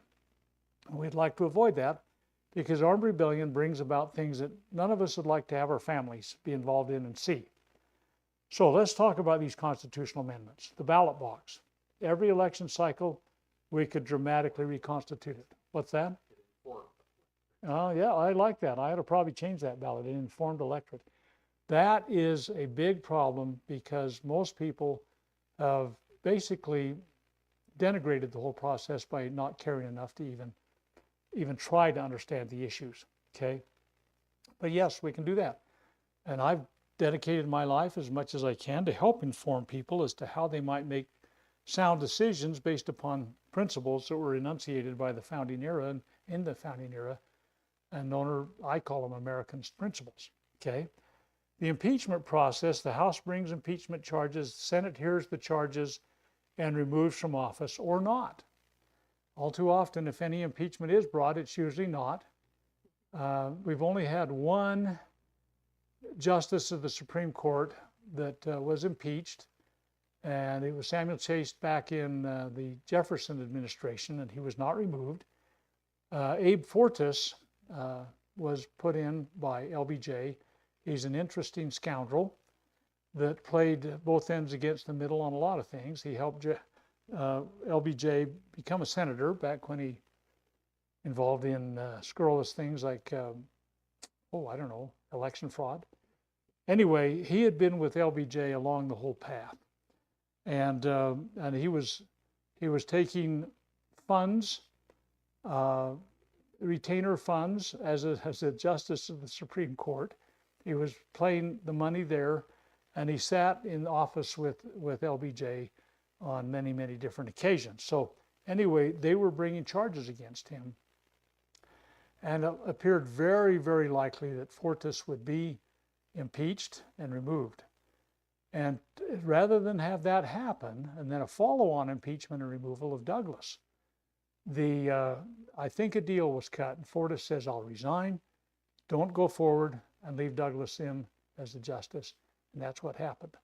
But both of them probably should have been removed at that time, but they got Fortas to resign based upon he knew he was going to get booted. He didn't want to be the guy. I think there's only been like 7 federal judges that have been impeached and removed from office, but there have been impeachment charges from everything from drunkenness to lewd comments to women. I mean, it's a broad spectrum of things. Didn't Andrew Johnson come 1 vote? But he was president. He was president. He was president. He wasn't in the court. I was just talking about the courts. But yes, he became, if there had been 1 vote swapped, he would have been impeached and removed from office. And interestingly enough, John F. Kennedy writes about that in his book. And the senator that stood with his principles could easily have folded on that. I mean, so it's an interesting story about some of these impeachment things. But Andy Johnson was, he was standing in the way of the radical Republicans of pulling off tyranny in the country, and they didn't want him there. So that's another story that we could talk about someday, maybe. Okay, so the next thing to talk about is repeal of the matter in the legislative branch. So how do you do that? If you go to Article 1, Section 7 in the Constitution, you see the definition of how laws are passed through the House and the Senate. And let's just take an instance that has to do with money. The House originates, they pass a bill that's sent over to the Senate. The Senate can amend that and if it's amended, it goes back to the House. They have to reconcile. They both pass exactly the same bill, and it gets passed on to the president for signature or not. Okay, so that's how laws are created. And all legislative authority is in the House of on the hands of the House and the Senate. But there's no line item veto. There's no signing statements that have any validity there, unless you say, yeah, I like this bill, I'm signing it, blah, blah, blah. But the fact of the matter is, both the House and the Senate have to pass the same bill before it goes to the president. And that's a principle of these kinds of things. And it was violated, by the way, when the Panama Canal Treaty was signed by the Senate and by the Panamanians. They were different contracts. So in essence, they're invalid contracts. But that's another story on its side too. But that's how a law is passed. Both houses, the president, it's a law. Okay, within the limits and bounds of their constitutional authority. So we can defund some of these things. So if the act is somehow wrong and they defund it, that nobody's going to carry it out. It just ain't going to happen. So how do they do that? Well, they can go through that process I just defined in Article 1, Section 7, and all funds have to be expended by going through that process. There's no funny money that can be created in one branch or the other and spent by somebody else or anything like that. It has to go through that process in Article 1, Section 7. Article 1, Section 9, Clause 7 says that you can't spend any money unless it goes through this legislative appropriation process. So there's two places in the Constitution that says what's got to happen in order to spend money. And so then Congress, we need to understand, controls the money. The executive does not, and Congress has been remiss in giving pots of money out for undisclosed or undefined kinds of purposes. And the president just, there is no authority to spend money unless it is appropriately appropriated. Okay, so we can try court action. That's something that, you can go clear through the Supreme Court. Now, in the Obamacare Supreme Court decision, we kind of lost hope in that.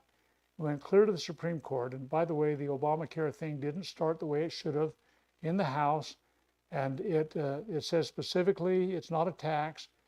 Judge Roberts said, oh, it is a tax, and therefore it's legal to do under Article 1, Section 8, Clause 1, and so Obamacare is legal. Okay, so Judge Roberts did backflips and handstands to get this thing through, and he violated the limit of government. So that was a bad thing, but you can take things to court and get them corrected, and it usually takes quite a bit of time. Okay, so the Supreme Court, the legislative, the executive branch have all fallen way far away from the Constitution in recent years. So what can we do? There's that nullification aspect that we talk about. And again, we maybe have to do a meeting if you want sometime about nullification. But truthfully, nullification is a constitutional power that is retained by the states and the people. And it takes a couple of different forms generally. And there's some issues that are involved in nullification that a lot of people don't understand. And a lot of people that oppose nullification and say it's not only unconstitutional, it couldn't possibly work, don't understand the limits and bounds that the American founders put on it. But basically, state legislatures, who's the maker of the contract called the Constitution? States. Okay. Who is the creature of the contract? It's the general government. The general government, as the creature of the contract, cannot redefine its limits and bounds. That goes back to those that created the contract. Okay, so it's a logical kind of thing. The states were not created by the Constitution. They pre-existed that, and they were the creators of the Constitution. The federal government, the general government, the national government, whatever you want to call it, was a creature of that contract, and they cannot redefine their limits and bounds and powers. Okay, so the state legislatures, under certain circumstances, are constitutionally authorized and duty bound, in fact, to intervene. Now, there are those that say, oh, no, Madison was against nullification. Well, then need to take a moment on this.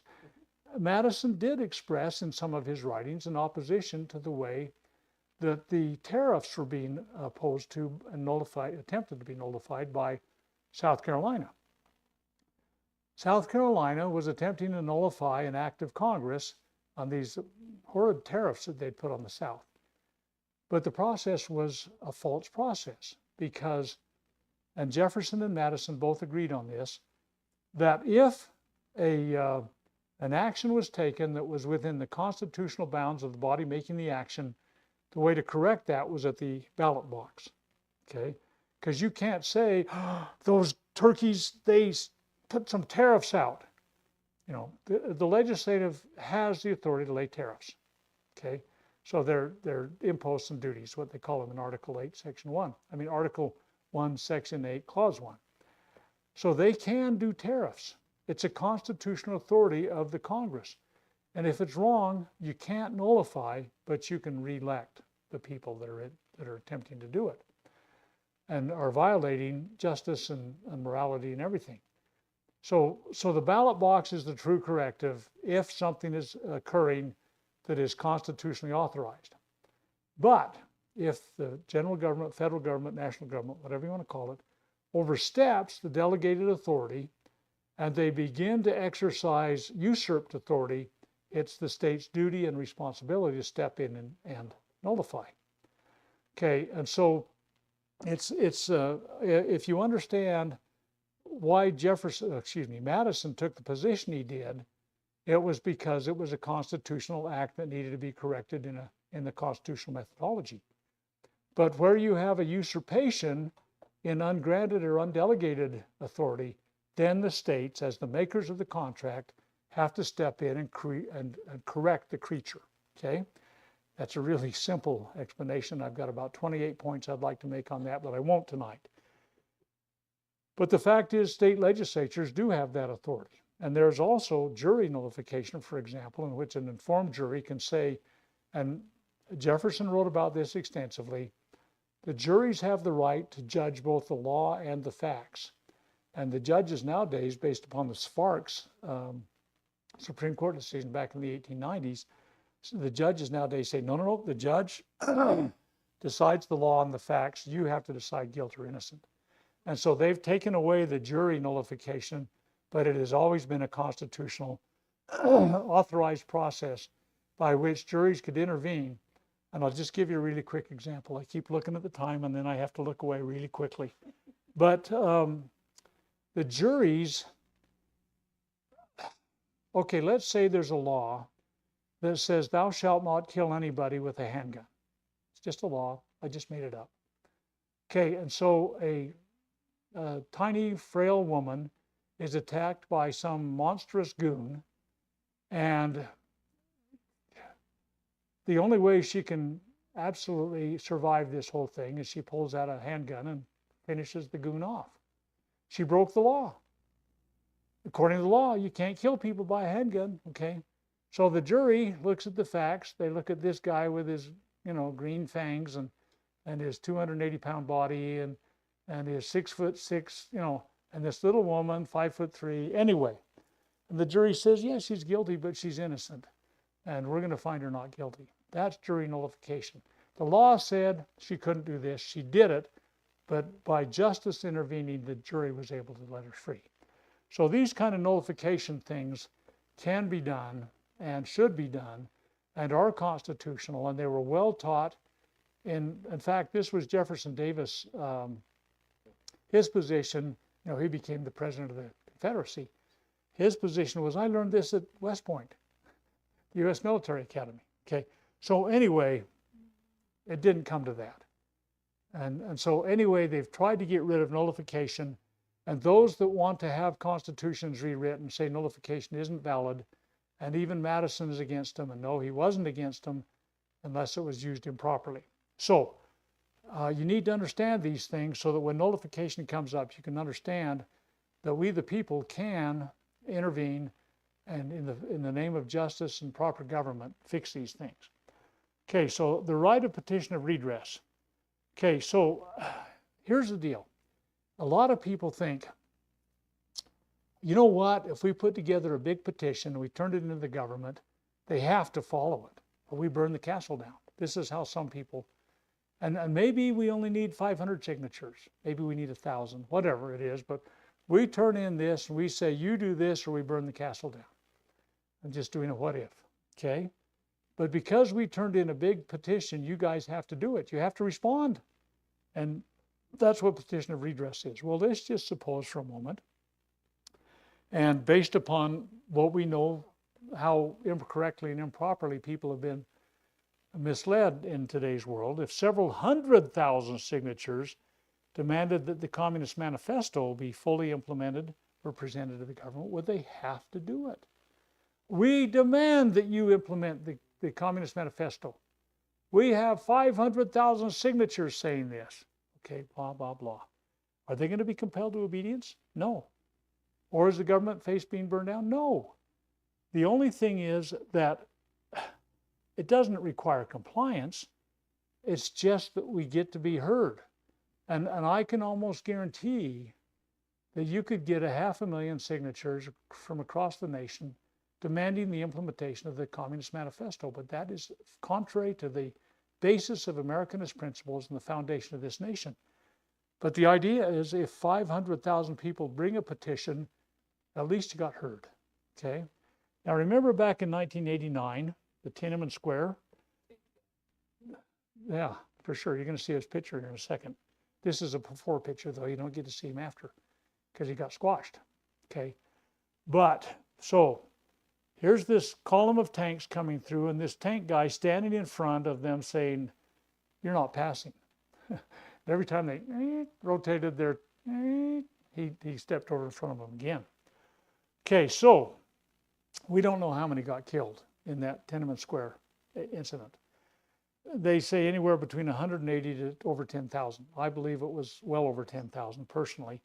I got a chance to visit in 1990 with one of the people that was there, and it did not go down as the sanitized pictures showed later. There were hundreds to thousands were killed, many thousands were wounded, okay? But the intention of the First Amendment, the right of petition and assembly and everything was to prevent a Tiananmen Square from happening again as a government response. Now we're moving away from that.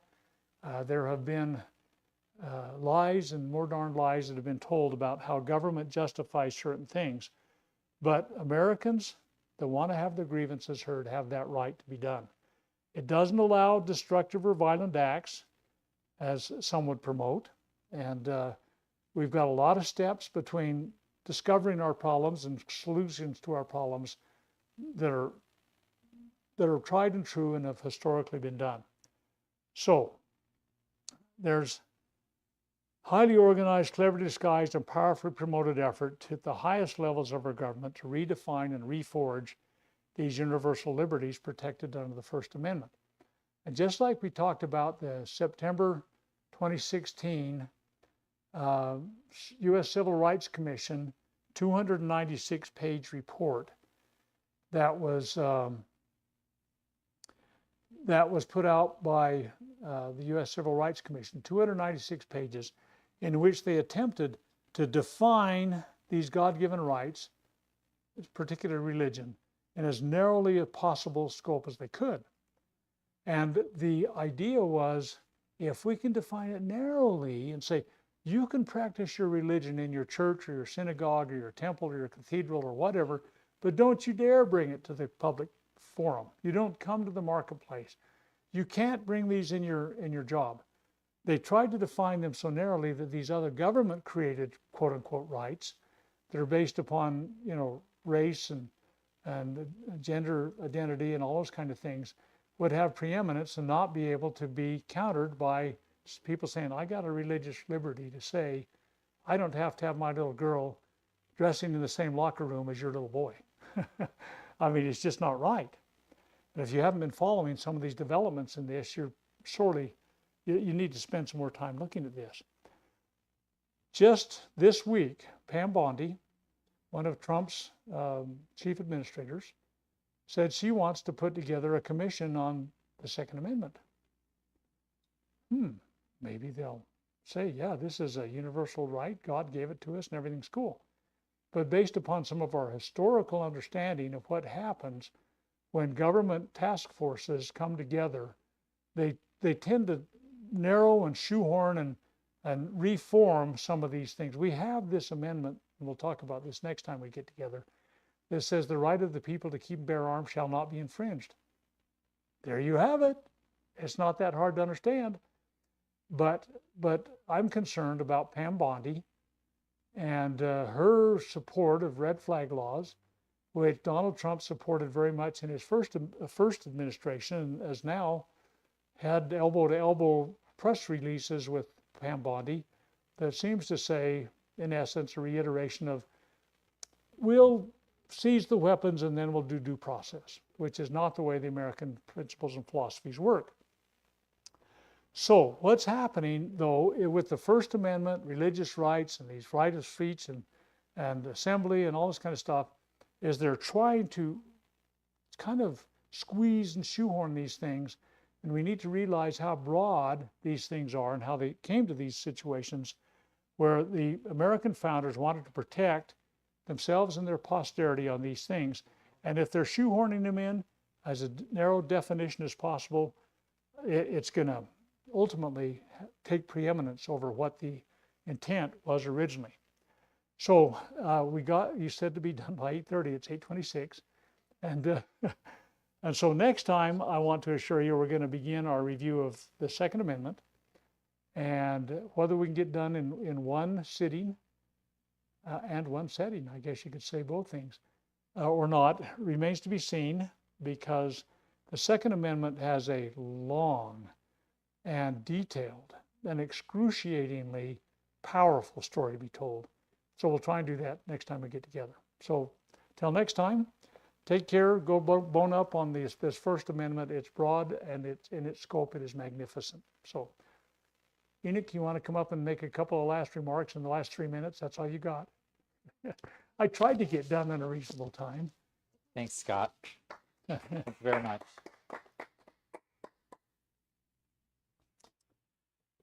I'm going to take a load off here, sit down and relax before I fall down.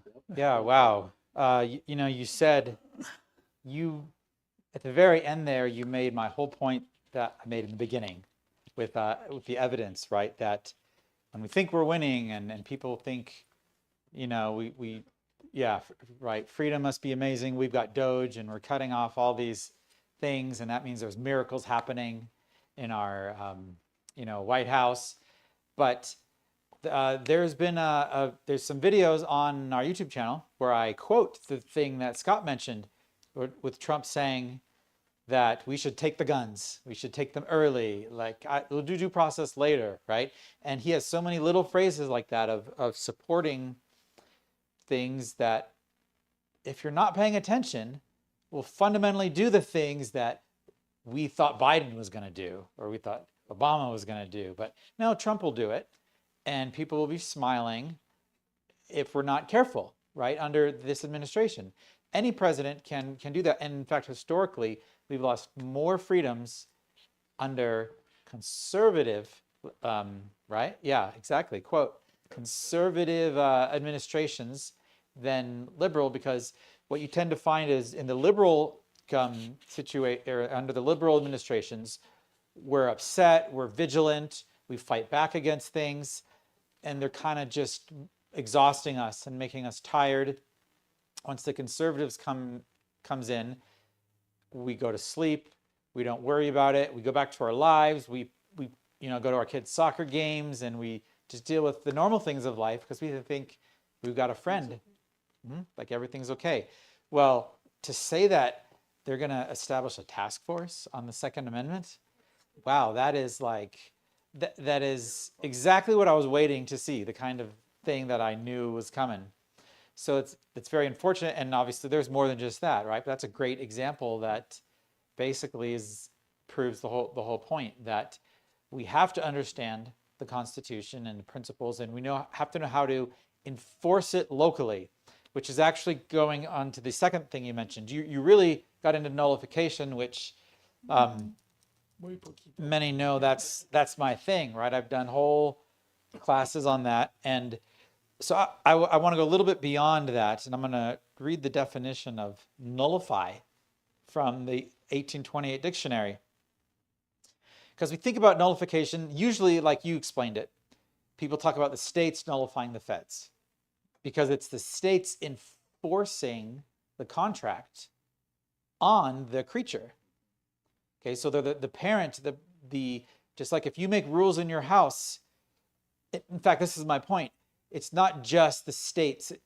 If we want to see nullification, we don't just ask our state legislature to do it, and now we just wait for them to do it.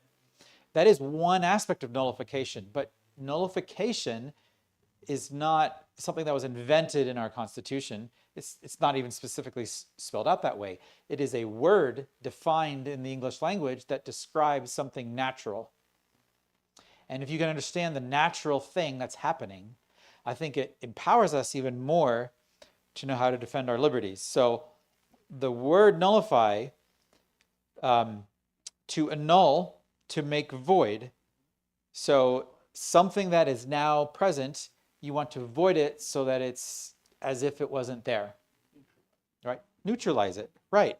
And this is Webster's 1828 dictionary, so it's the founding father who wrote the words so that they couldn't redefine the terms of liberty. But the last section, after to null, to make void, to render invalid, to deprive of legal force or efficacy. So if the state is violating the bounds of their contract with the people, if you have a private contract in an HOA that you all willingly signed, and someone enforces it because someone else, is saying, actually, we're going to do it differently, and you say, hey, I pay my dues, I've been in here, you can't just make up, those rules, it's not part of our contract. You are enforcing the terms of the contract. So any agent in government office, the first thing they do is take that oath of office. I will uphold the contract. That gives him the power, the legal power to nullify anything because he's now an agent of the contract. So I think it's not just begging our representatives to do the right thing and nullify the feds, which that's one aspect to nullify, but it is simply enforcing what is correct instead of allowing what is incorrect. So I think it's a powerful way to look at it. And that is why on the screen there, we have some links where you can get your own copy of this book. And I go into this a little bit about nullification, about how do you enforce the Constitution at any level. And just like Scott said, you don't have to resort to these, 12, 15, the Magna Carta philosophies of, of burning down the house. We have a lot of tools. We have a lot of contracts that are available for our benefit. And, the contracts under our state constitutions, city charters, the U.S. constitutions, and so forth. And so I have a term in here that I kind of coined, but it's describing the natural language. I call it community nullification. The community as a whole, you can use your right to assemble. You can, just like they tried to with the British Crown, right? They assembled and they organized and they petitioned the Crown. And you could see in the history, they documented a long train of attempts to do the right thing using the right process, the right way. And then they declared it to the public, as they wrote in the Declaration of Independence, to teach the public, hey, here's what we did. Here's what our rights were. And we want everyone to know we've been trying to do the right thing. And here's the process where they ignored us. Here's where they burned down our villages instead of just listening to us and so forth. So these are all natural things that we have to put into place that I put in the book, the manual, to sort of think of. Yeah, go ahead. One of the things I might, I don't know if it's a parenthetical statement or a voice of experience, maybe. We, at one point, we took a group of a committee, if you will, okay, using the terminology, to try and get the State Board of Education to not violate a baseline principle. And in our naivety, I accepted the passion and enthusiasm of the committee as being sufficient without understanding we got into the meeting and everybody except for my wife and I rolled. I mean, they went before the king, figuratively speaking, and everybody got on their knee and kissed the ring. And it was like, no, wait, hey, you guys, do we remember we came together and we were gonna? And so what I guess I'm saying is understanding before action is so important, because if you go in there with an ill-prepared or uncommitted or wishy-washy, I don't care whatever process or terminology you want to use, but the people that are involved have to have an understanding of these correct principles. And if they don't, with our group anyway, they rolled. And my wife and I left as the only ones that, if you will, bore solemn testimony to the State Board of Education that they were going to hell. I mean, that's a figurative speech. We didn't quite say it that way, but it really is what happened. And everybody else kind of hung around and, so what do you think we ought to do next? You know, before the State Board of Education. And it's like, holy cow, this could have been such a victory, but they lacked the understanding to be able to stand with the principles. And so I think getting people educated is absolutely critically important, you know. Absolutely. So that's one of the foundational elements in the manual. And that's why we're doing this class, right? Is we invite people to study how to organize with this structure, but then we say if in order to be certified, we have a certification process in the American Committees Association. That self-education is a requirement. And people can choose to educate on these principles however they like, but we offer this to invite people to then make that part of their process. But you're right, and it's not like somebody has to approve, okay, now you've got a degree, now you can exercise your right to redress. No, it's not what it's about. It's about, if you want to be successful in upholding your rights with your community, you need to learn the natural laws and what your rights actually are so that you act correctly under God and nature. And so someone like Scott is able to walk you through those principles really well from a lifetime of experience. And that's why he's so valuable to have here. So thank you for that. Absolutely, right. Education before action. There's a great Robert Welch quote on that. Action without education leads to fanaticism. Education without action leads to frustration. Right? You learn about everything. Now you're principled. Now you can argue with the best of them, but now what do? That's why we have the committee program to explain what to do. But the program is useless without the education behind it. So with that said, we'll close for the evening, and thank you again, Scott, for coming down. Please, share our emails, and with those watching online, please sign up for our mailing list and follow the links. And we do this every month, and we'd love to see some of you in person. And we also offer in-person mentorship once a month. You can come and meet with kind of a small group of people who really just want to study hard and lead and have their own groups and ask questions. And so you can get involved in that. We have a national meeting for our national committees that we try to start them anywhere we can, anywhere people are interested. We've had interested parties from about a dozen states that have come and gone, and it's always expanding. I believe we'll be traveling out to California to speak this Constitution Day, which is September. It's kind of far away, right? And we're grateful that we still have the freedoms, that the Lord still grants us the freedoms to gather in His name. And we know where two or three are gathered in His name, His Spirit is with us, and the Spirit of liberty is His Spirit. Thank you for coming tonight.